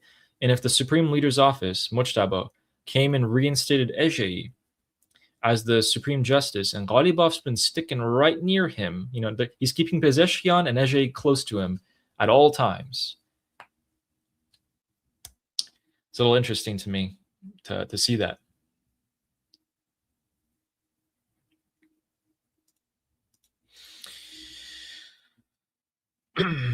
So that's all the serious stuff for today, and we have some more lighthearted clips. I can see that you're thinking, like I can see your thoughts working right now. Yeah, I'm trying to connect the dots regarding who's doing, like, what is the game here, because Ejei was being removed and now he's reinstated. Mm-hmm. I'm just trying to think what game Ejei is playing here in all of this. The question is, who wanted him gone? Next statements. Yeah. We have to find out who wanted him gone, because we know Ghalibaf put him back in. So as long as we find out who wanted Ejei out of office, we can find out who Ghalibaf is going against. That's going to be an important question to figure out. So let's get into this bit, shall we? The Supreme Leader, Ali Khamenei, was brought in on the truck on the left, a company called Mehran Sard, in a refrigerated truck. On the right is the same refrigerated truck. However, this truck, the very same company, was being used to transport murdered and slain Iranian people. They would fill this truck up with body bags of Iranian people that were killed in the January protests, and the same company is using it to transport Ali Khamenei's body. Does anyone see the symbolism, the irony? Wow.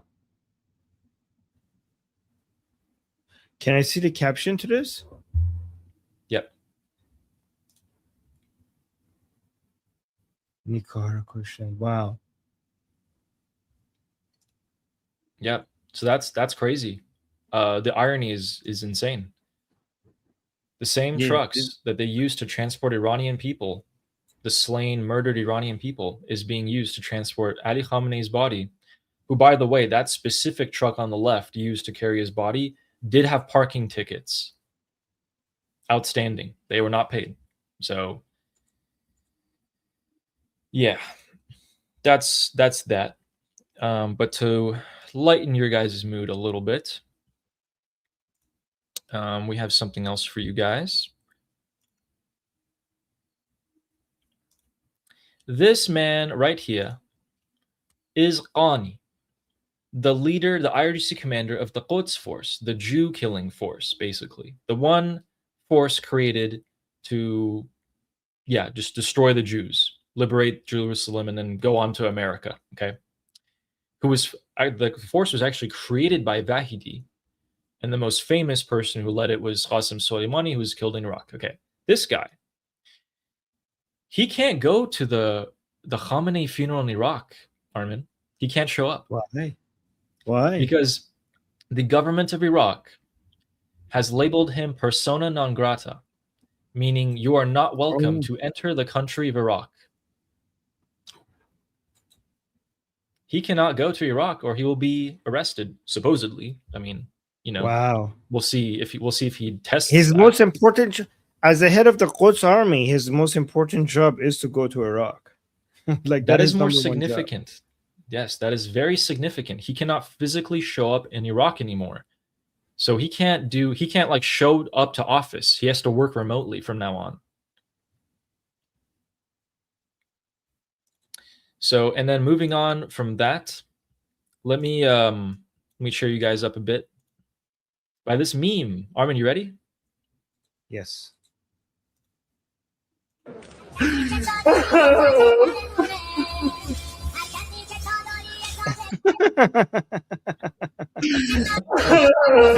my God. Oh my God, perfect. Love it. Wow. Anyway. Perfect. Awesome. And along the lines of that clown show, we also managed to see that. Yes. Wait, can I send you the picture? Yeah. Because so that you don't have to do it, download it and show it on a Chrome tab. Because sure. To see the okay, hold on. Do you have okay here? I'll show it. Okay, go for it.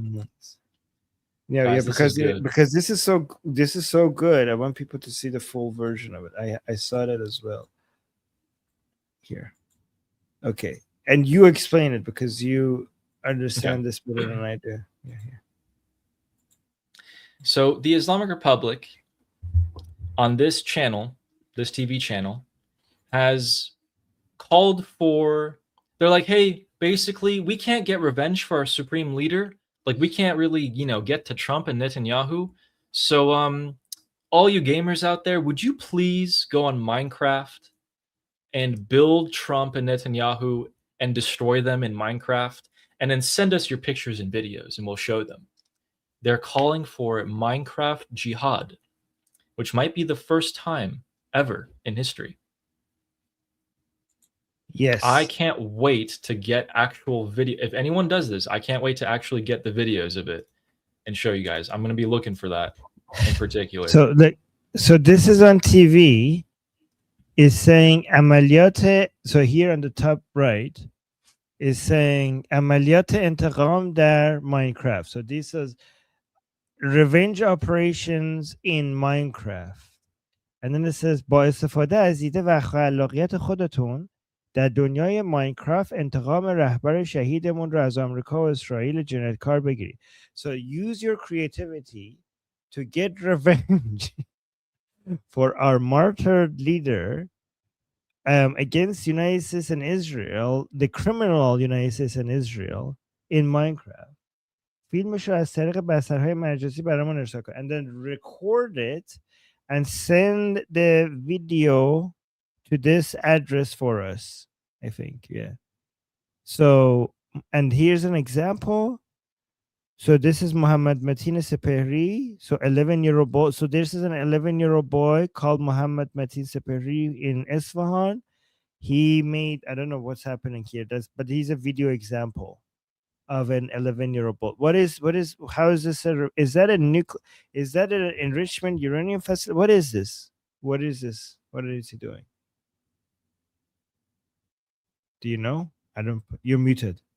Oh, I have no idea. Does anyone know what that is? Do you play Minecraft? Have you ever played Minecraft? I've played before, but I mean, that just looks like some sort of container to put something in. I don't know. It doesn't look like anything to me. I'm waiting for someone to say something though.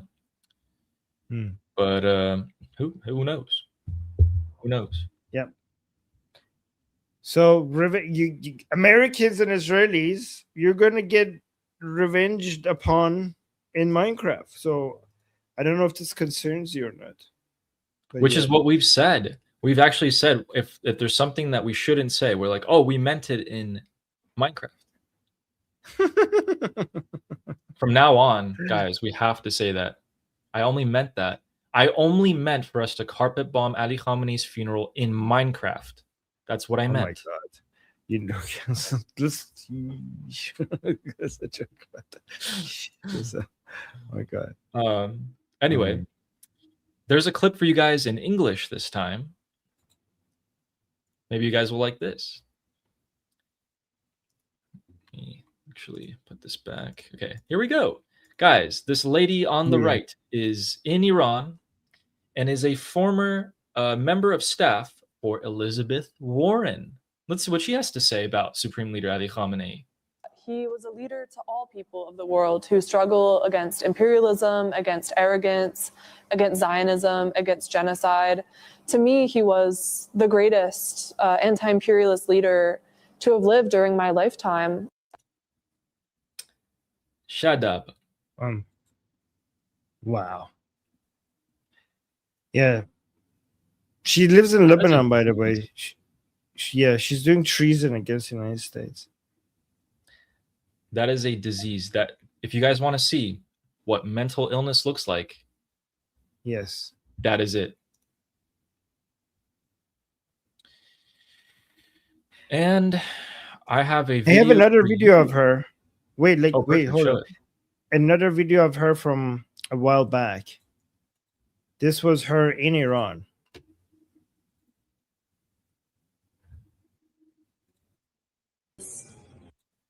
This is the same woman in Iran a while back. Glory to all the martyrs, glory to the axis of resistance. May we see victory within our lifetimes. Margbar America, Margbar Israel. This is a white American woman in Iran saying death to America, death to Israel in Persian. Wow. Yeah, here's another. Okay, now that video makes more sense. Yeah, absolutely.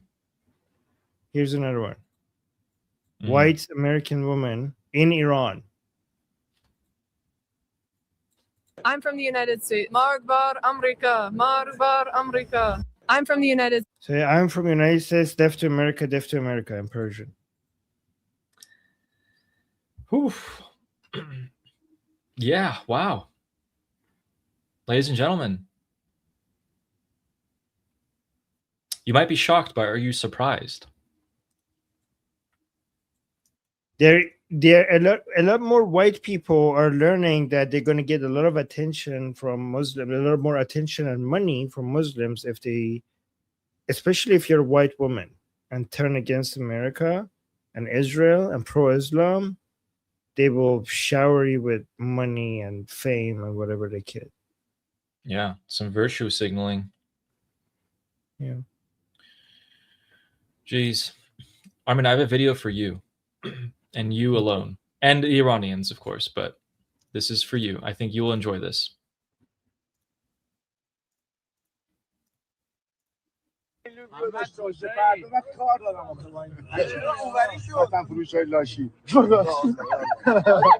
raw done, by the way. Also, this guy laughs like a hyena.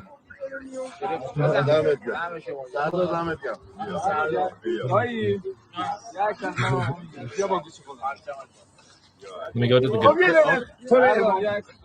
There it is. Okay, wait. I was about to say. یه دونه روحانیتی و یه دونه سرداریتی و یه دونه نه هیچ کاری نمیخواد بکنی. شبیه که ترام گفته گو خوردم سردار سسوت اومده شاید وسط شهرگاز میدونه صنعت فیلمش کن و واقعا فیلمش میکنم خودم و واقعا هم نیتانیاهو میره مثلا این ور فیلم میبینی سردار ما از اون اول گفت ما دست اون ماشه است حضرت عباسی 20 تومن گرفت من تو سلطان دختر خاله ایرانم یه بار یه بی احترامی کسی ما نکرده روحانیت و پاسداری Oh my God. Can you guys hear that laugh Rodman again? guy. What the fuck? Literal hyena. That Rodman guy right there in the military uniform, he is in charge of killing the Iranian people in masses when they come out on protest. That guy has more. That guy over there, Rodon, has more blood on his hand than most people you've ever seen in your life. Probably out of everyone currently alive, that man has the most amount of blood on his hands directly by giving direct orders and constructing plans on how to most efficiently murder Iranian citizens. That is the man right there. No one is more efficient on that in the planet at the moment. So and that guy, Lior is saying more than AJ, way more than AJ, because AJ does executions. Yeah, because AJ does executions. This people does mass slaughter in the streets, which is much higher than AJ. This person has more blood on his hand than AJ for sure. Yeah, this guy constructed kill boxes on how to most efficiently murder Iranian people. That is the level. And the guy in the black vest and white shirt who has a laugh like a hyena even went so far as to joke with him and being like, you know, blah, blah, blah. Okay, first of all, he was like, yeah, we're going to kill Trump. We're going to kill Netanyahu, all of that usual Islamic stuff. Then he was like, yeah, and I've been arrested 20 times and they've done nothing to me. I'm like the most famous ladies boy, like, you know, playboy in Tehran. I've been arrested 20 times. They did nothing to me. And then Radon looks over at him and he's like, what? Yep. And those are the funeral updates.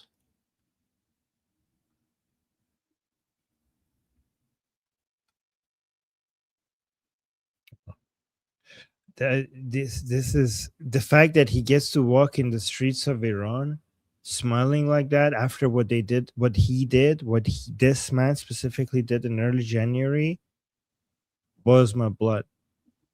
Yeah. Yeah. The things we would do to them in Minecraft. Jesus Christ. So that is our updates for today. And we will go ahead and read the super chats. Did I miss anything there? So quick update.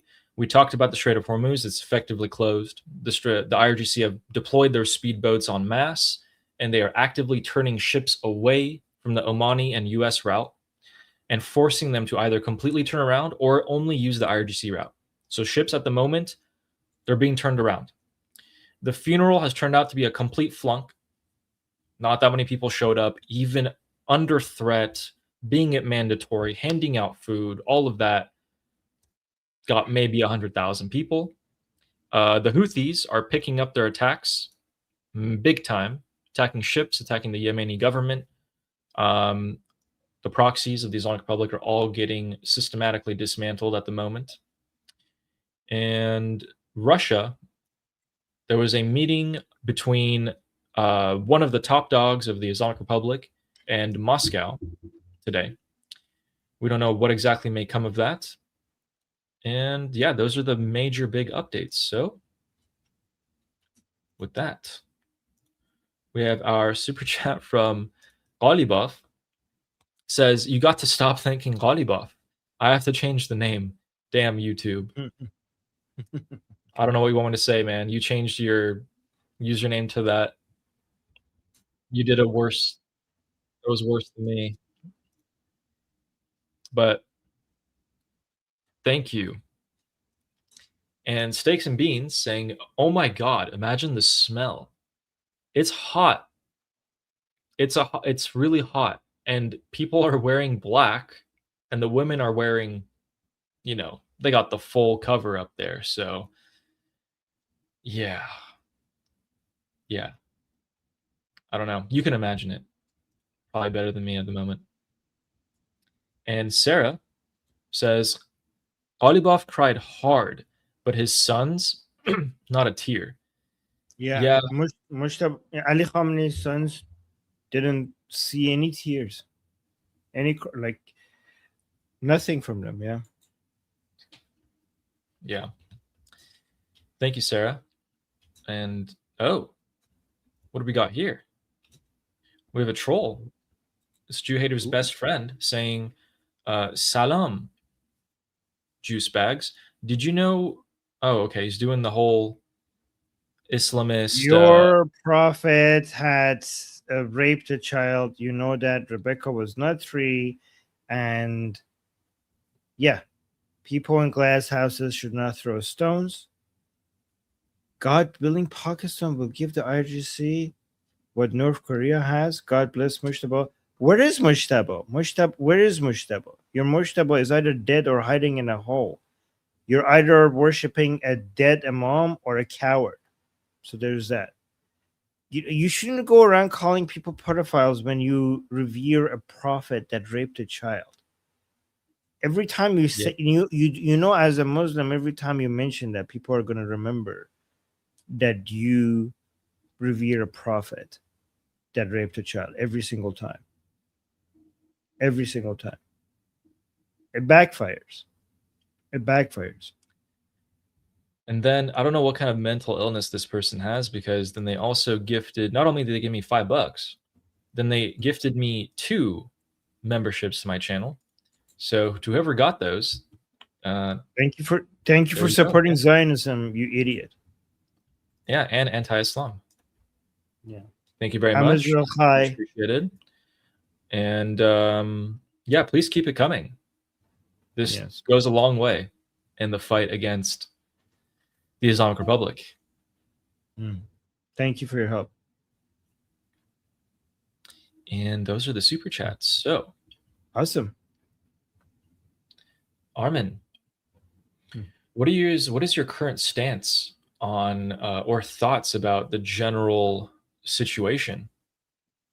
Maybe try to compare it with a couple weeks ago and now. I think we're doing a political redrawing of the Middle East. There's a huge shift in power. The Islamic Republic's power has been removed to a significant degree. There's a power vacuum, and everything is being redrawn. This is kind of like after World War I, how the British and the French were redrawing the Middle East on the map.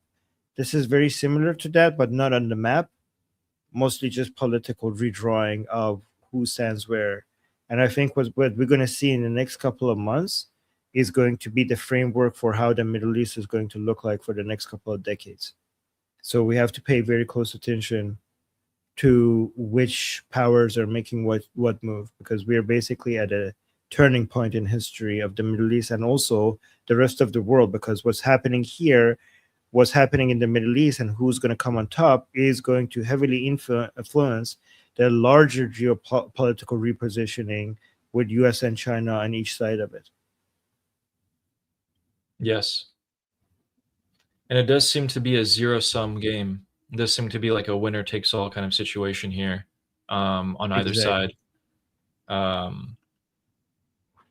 Regarding the internal situation, go ahead.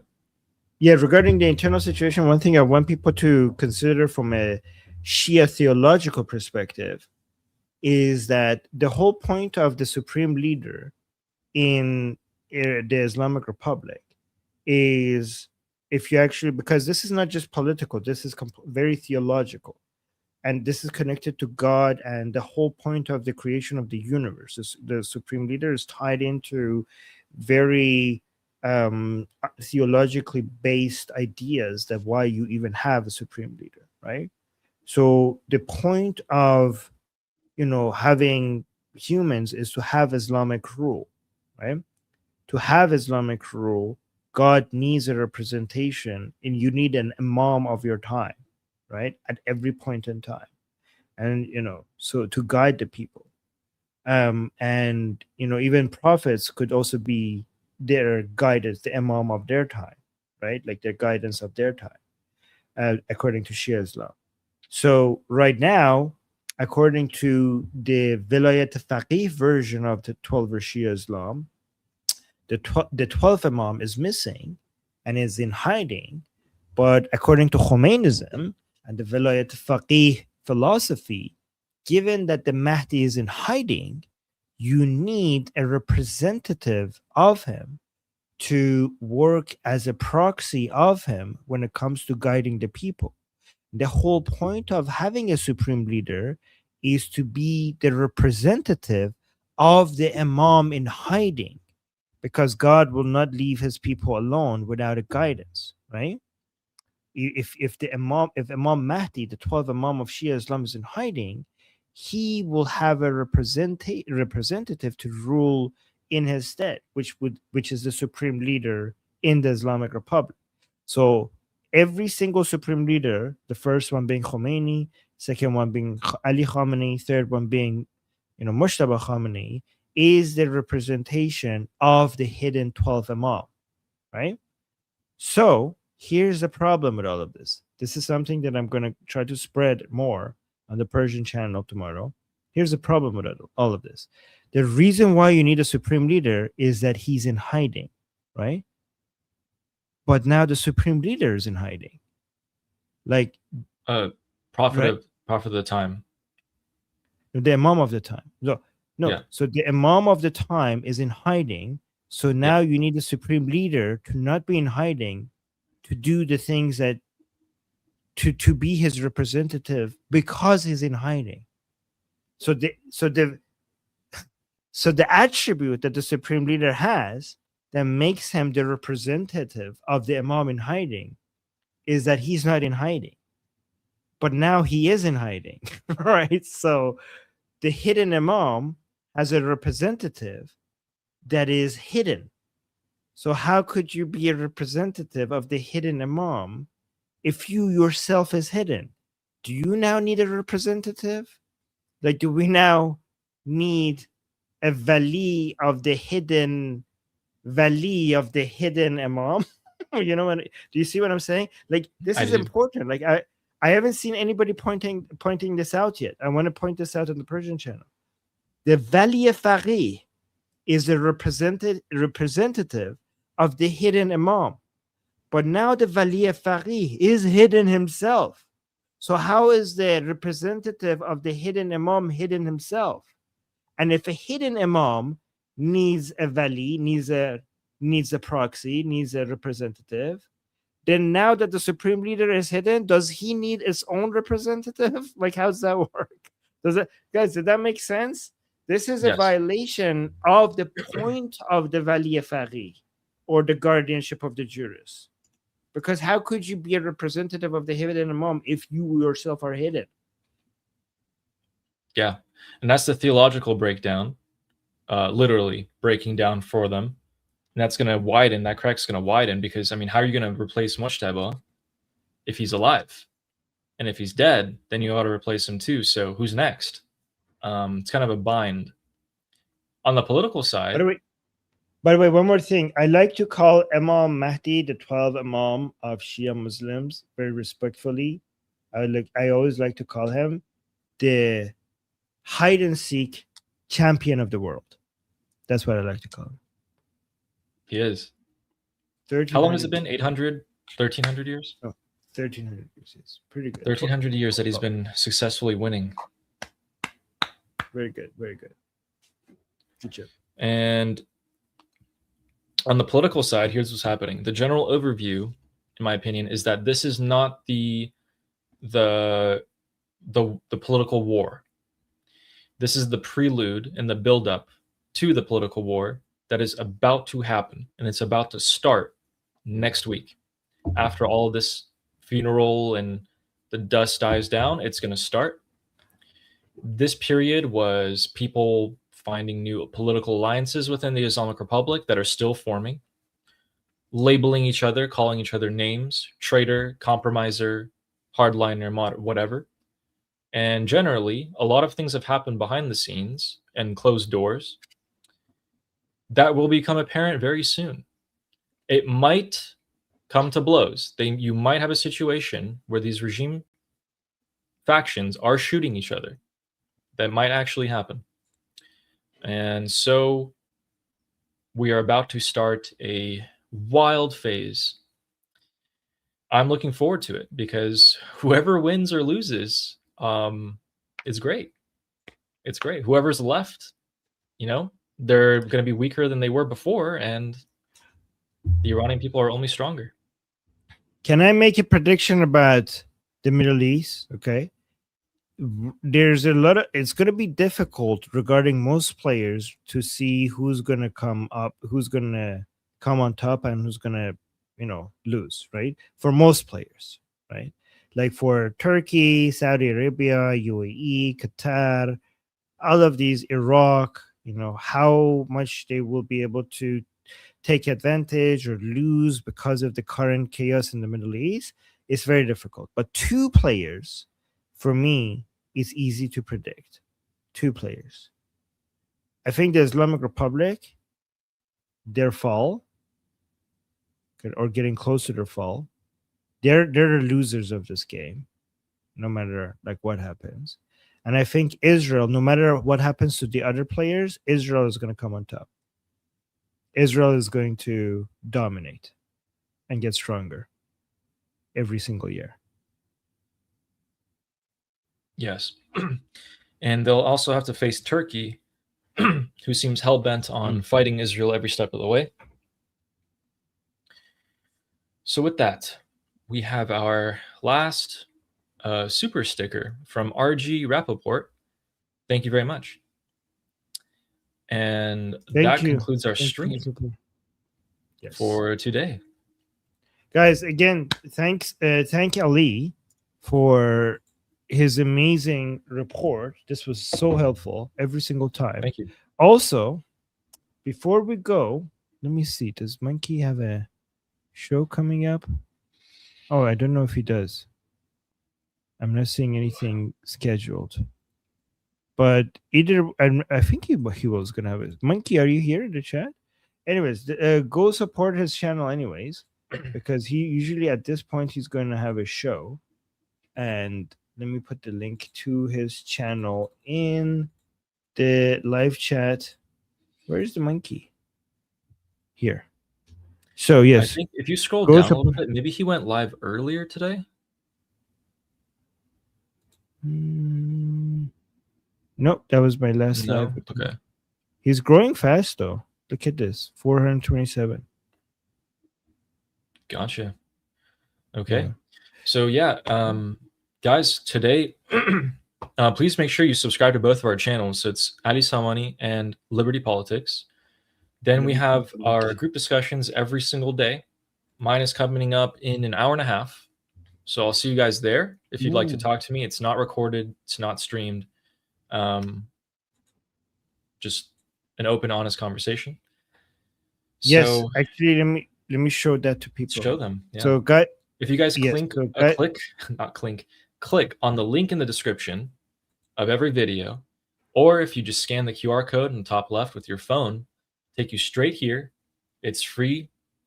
Open politics discussions. You just click on that in the calendar section, and yeah, that's all. So yeah, guys, go here. Go to our discussion group. Link is in the chat, in the description, in the QR code. Go there, and Ali, in about 2 hours, right? You're going to have an hour and a half. Call. Yeah. Yes. So guys, it will not be recorded. It's not going to be live streamed, and it will be Ali there, and you guys, if you want to have a conversation with him, and it's free for everybody to join. So check that out. Yep. And looks like we got another super chat from Leroy saying Rebecca was 14, but even if she were 3, no one endorses that. Isaac is criticized for his wrongs, not being morally perfect. In Islam, Muhammad is seen as the perfect model, yet he married Aisha at 6. And raped her at 9. That's a good one. Yep. That's a good point, Leroy. And Islam, openly talks about that, openly encourages it. So they're not even, it's not like they're trying to hide it or anything. This is all true. It's all facts. Good point. That's a good response, Leroy. That's a very good response. Okay. Somebody's Leroy Jenkins. Yes, I knew somebody's gonna say that. All right, guys. Okay, so that was us. Thank you, everybody, especially Ali. Thank you so much. No, thank you. And and don't forget to subscribe and hit the like button and hit the bell notification so every time we go live, YouTube tells you. Also, guys, if you're not getting notification from our YouTube channel, even though you have clicked the notification, try turning it off and on again. So remove turn it off and then put the notification back on and see if you then get notification.